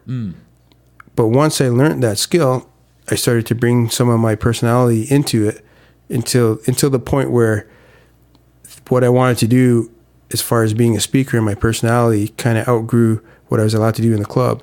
And then you can move on, but now you've got all the skills, right? Right. Now you can be your true authentic self. You had outgrown that, and it was time to trade in those beliefs and values. So I think, you do have to compromise at the beginning to get going. Right. But once you start to, get confident and comfortable, then you need to start being more authentic. Right. I just think about people that I know that they've got the skills, but they've never pulled the chute. Yeah. And that's the other thing. Then you're scared. Yeah. You're scared to be yourself Yeah. because you're scared that people won't like who you really are. And, when you start to be yourself, you do lose some people, but you start to gain the people that are really the ones that you should be around you. But there is a fear. And then there's a fear that if you go too long not being yourself and you become really successful, now you always have to be not yourself. Right. Even off camera. Right. If people find out, you're completely different off camera than on camera, now you've lost all your credibility. Yeah. You've become John Edwards. Yeah. Yeah. So that's, that's something that you have to think about as you're starting. I talk about that in the Luckypreneur, the one chapter book. That's one of the things I talk about because it's a huge thing. It's like, how are you becoming successful? Because once you're successful, it's really hard to walk away from it. You have people that are counting on you. Maybe you have employees. It's going to be hard. So you got to be careful of how you're building your dream. True. Make sure that you're going to enjoy it. And not just walking away from business or the people that are relying on you, but walking away too from someplace like Toastmasters. Or someplace where you've gotten comfortable or people around you have gotten comfortable with your presence. Yeah. And they just take you showing up each week as a given. Yeah. Yeah. That's got to be hard. I know I've had moments in my life where I've realized my walking away is going to leave a deep gap that people are going to have to fill. And that's going to be a real tough thing for them to deal with. Yeah, it is. But if you got sick and you're in the hospital for 2-3 months, they'd have to replace you. Yeah. Right. So it's not like the sky is going to fall because all of a sudden you're not there anymore. Yeah. So you have to look at it that too. There's a transition, but everything's a transition. Like it's hard to walk away from something you're comfortable with and something that you enjoy. But if it's not giving you enough fulfillment or enough enjoyment anymore, if it's becoming kind of a burden, then that's when you have to start to look at, for me versus the bigger picture. Where does it all fit in? Yeah. I've been through that in my own business of, going from the subcontractor to fully independent. And that was tough. Yeah. That was one of the most gut-wrenching decisions I ever made. Because I was leaving a lot of, one would say I was leaving security behind, but really, it's because I think back to some of the months and go, yeah, I had months where you could do 5 figures. I had 5-figure months, no problem. But then I also had some pretty weak months where if the company wasn't bringing in the work and you were just sitting there idle, that sucked. And you had a pretty weak month. And so there really wasn't security. Yeah. There was the guarantee there'd be something, there'd probably be work, but again, it wasn't a guarantee. Yeah. And I look at government or big businesses. You know what? I look back to my first memory in the corporate world, one of my earliest memories. This was the summer of 2008. Remember around that time when the banks forgot what they were doing? Yeah. One of my earliest memories was watching as the merger of this company was finishing and the suits from the States came in. Mm-hmm. And people would march into the boardroom. 10 minutes later, they'd walk out of that boardroom with Kleenexes in their hands. Mm-hmm. Yeah. And they marched out many people due to downsizing and layoffs and restructuring and every sanitized word under the sun we have for we fired people because they weren't needed for whatever reason. Yeah. And then being told that, and then we were all gathered in the main foyer and told that it is now business as usual. Mm-hmm. And I'm looking around thinking, that person whose chair I now have has been loyal to this company for 10 years, and they just got marched out the door. Mm-hmm. I've been here for 6 weeks. How come I wasn't marched out that door? Mm-hmm. This doesn't make sense. And it was one of those moments where I realized that there is no such thing as job security. No. A decision was made from higher up to get rid of a certain swath of people. Yeah. This person was a clerical person. Mm-hmm. There were many clerical people that worked at this particular office. And I just remember thinking, well, how did they come to the decision that we're going to keep you and you, but you four are gone? Mm-hmm. It just felt it felt a little bit too arbitrary. Mm-hmm. And that was kind of the moment that I realized that there really was no such thing as job security anymore. Yeah. That these people could just get marched out on a whim. Yeah. And I've been on the other side of that.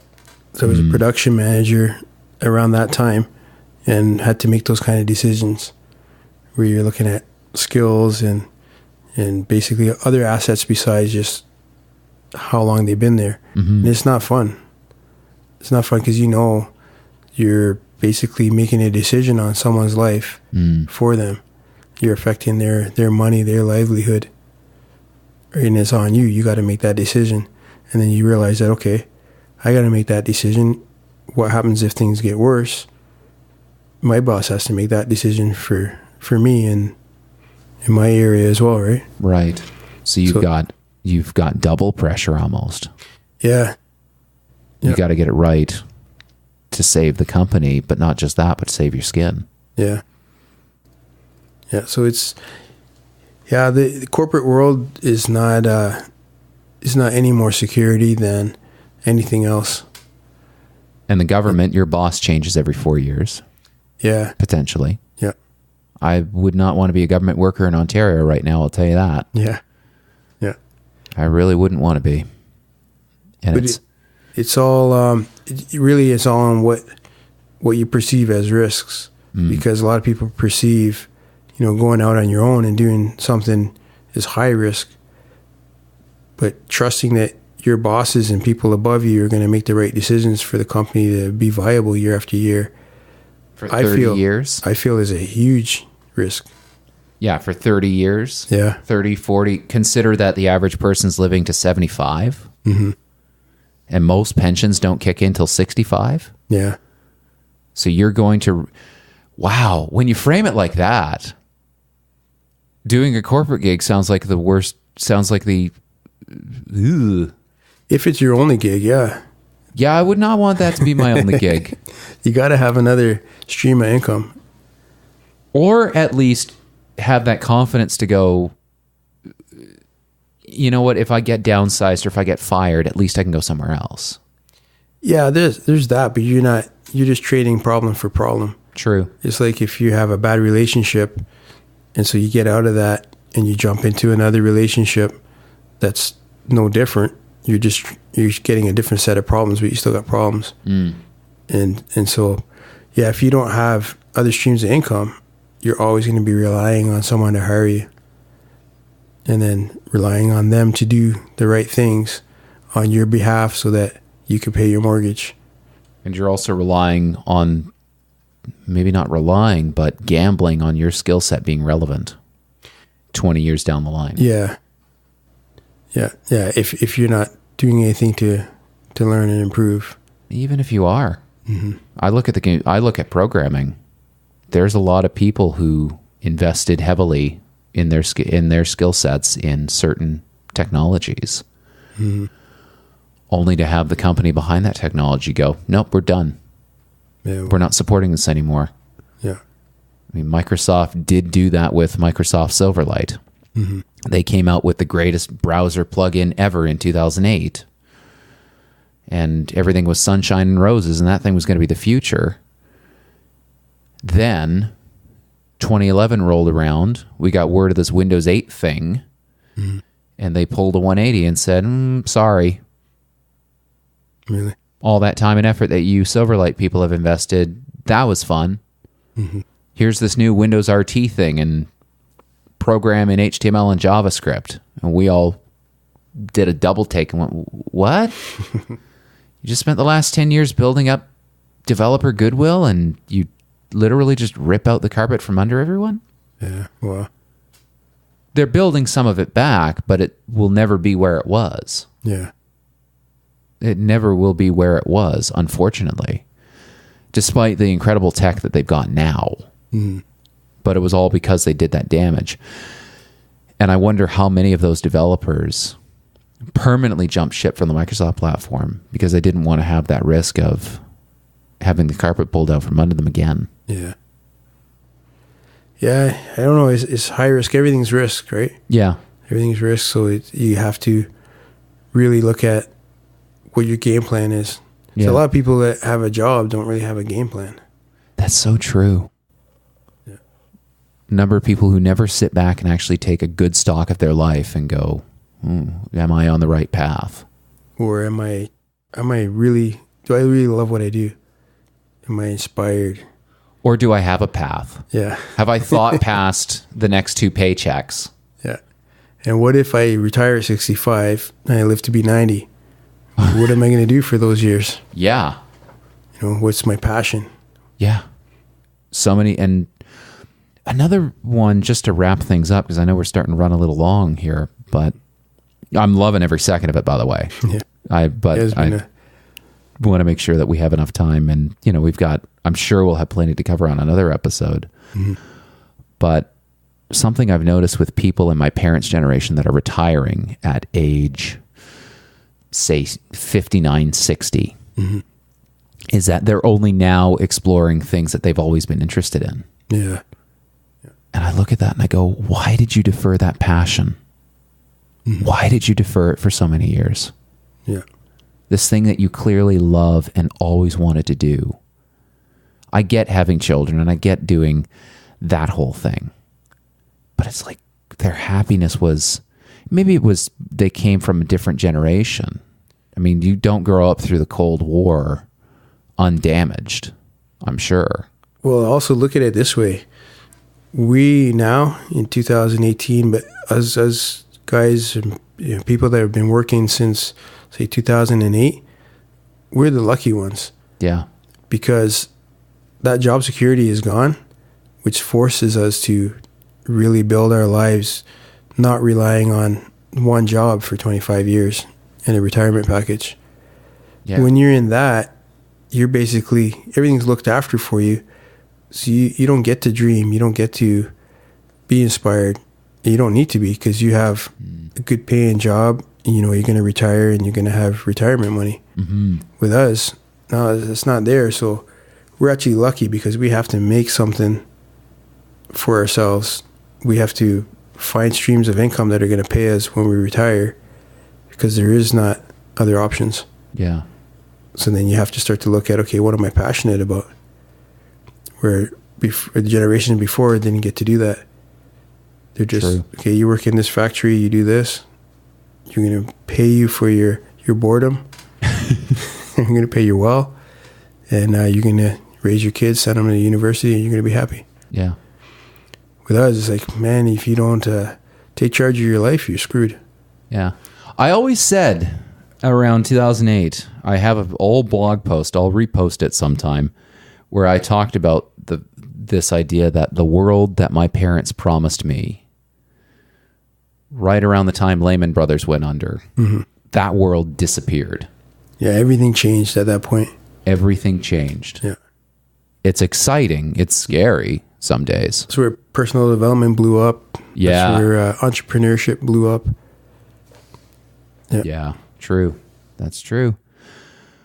Wayne, we have covered over 2 hours worth of content. Wow. And we still have much more to talk about, I'm sure. Yeah, it's a really cool show. I didn't know what to expect when I got here and we sat down. I didn't know if there was a theme or anything that we were going to be talking about, and we just kind of flowed. It's literally just having conversations with people. Yeah. That's my whole goal with this podcast. That's it. Yeah. Just the conversations we normally have. Mm-hmm. I mean, this is no different than conversations we've had coming back from Mo Mondays Toronto. Mm-hmm. Yeah. So speaking of, you're speaking at the one in Brampton at the end of November? Yeah, the end of November, yeah. Awesome. Yeah. So that'll be Mo Mondays Brampton. Yeah. Any other gigs booked? Not yet, but we just had a press release go out for our new book. So that's through a company in the U.S. Cool. So we'll see. Should start to get some interviews and different things happening for that. And where can people find the book? Amazon. It's on Amazon, Barnes & Noble. So it's online right now, and hopefully it'll be in store soon. And to find it, what should people look up? I would just look up W.T. Hamilton. W.T. Hamilton. Just search that in the little search spot, and you'll find a whole bunch of books. Sweet. So Mo Mondays Brampton, that'll be lots of fun. I think does that run the same night that Toronto does? Yeah. Damn, I won't be able to get to yours because I'm speaking at the one in Toronto. Oh, okay. So yeah, and you're speaking in Waterloo as well.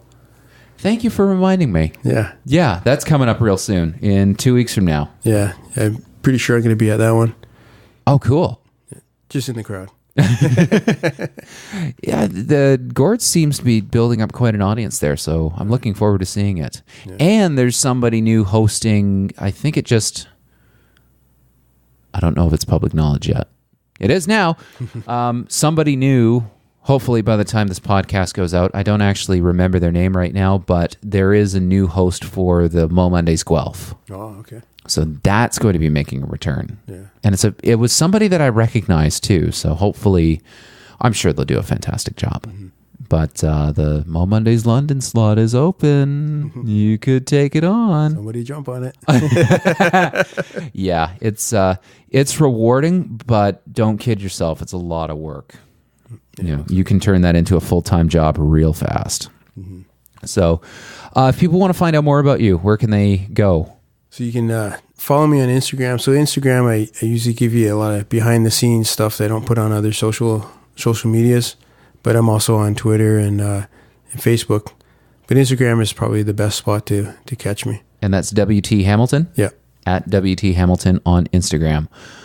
Cool. Don't be afraid to DM. Yeah, there you go. Check out the Luckypreneur series. It's awesome. Mm. The one chapter books. Yeah. Looking forward to the volume 1 of one chapter books. Yeah. So, Wayne, thank you, my friend. All right. It was great. great. For coming on the podcast. Yeah, thanks for having me. It was really awesome. I had a great time. Let's do it again soon. All right. All right. And we'll see you happy, fun, loving people. I have no idea how to close these damn things. I'll have a post voiceover, whatever. Have a good week, y'all. See ya. Bye.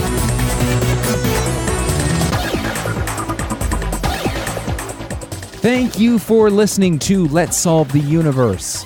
This podcast can be heard every Saturday at lstupodcast.com. For more information about Let's Solve the Universe, head over to our Facebook page, Let's Solve the Universe Podcast, or check out the Let's Solve the Universe website because you know you want to. Complete show notes and information about all our guests can be found there. And I thank you, dear listener, for sharing your time with us. And we'll talk to you next Saturday.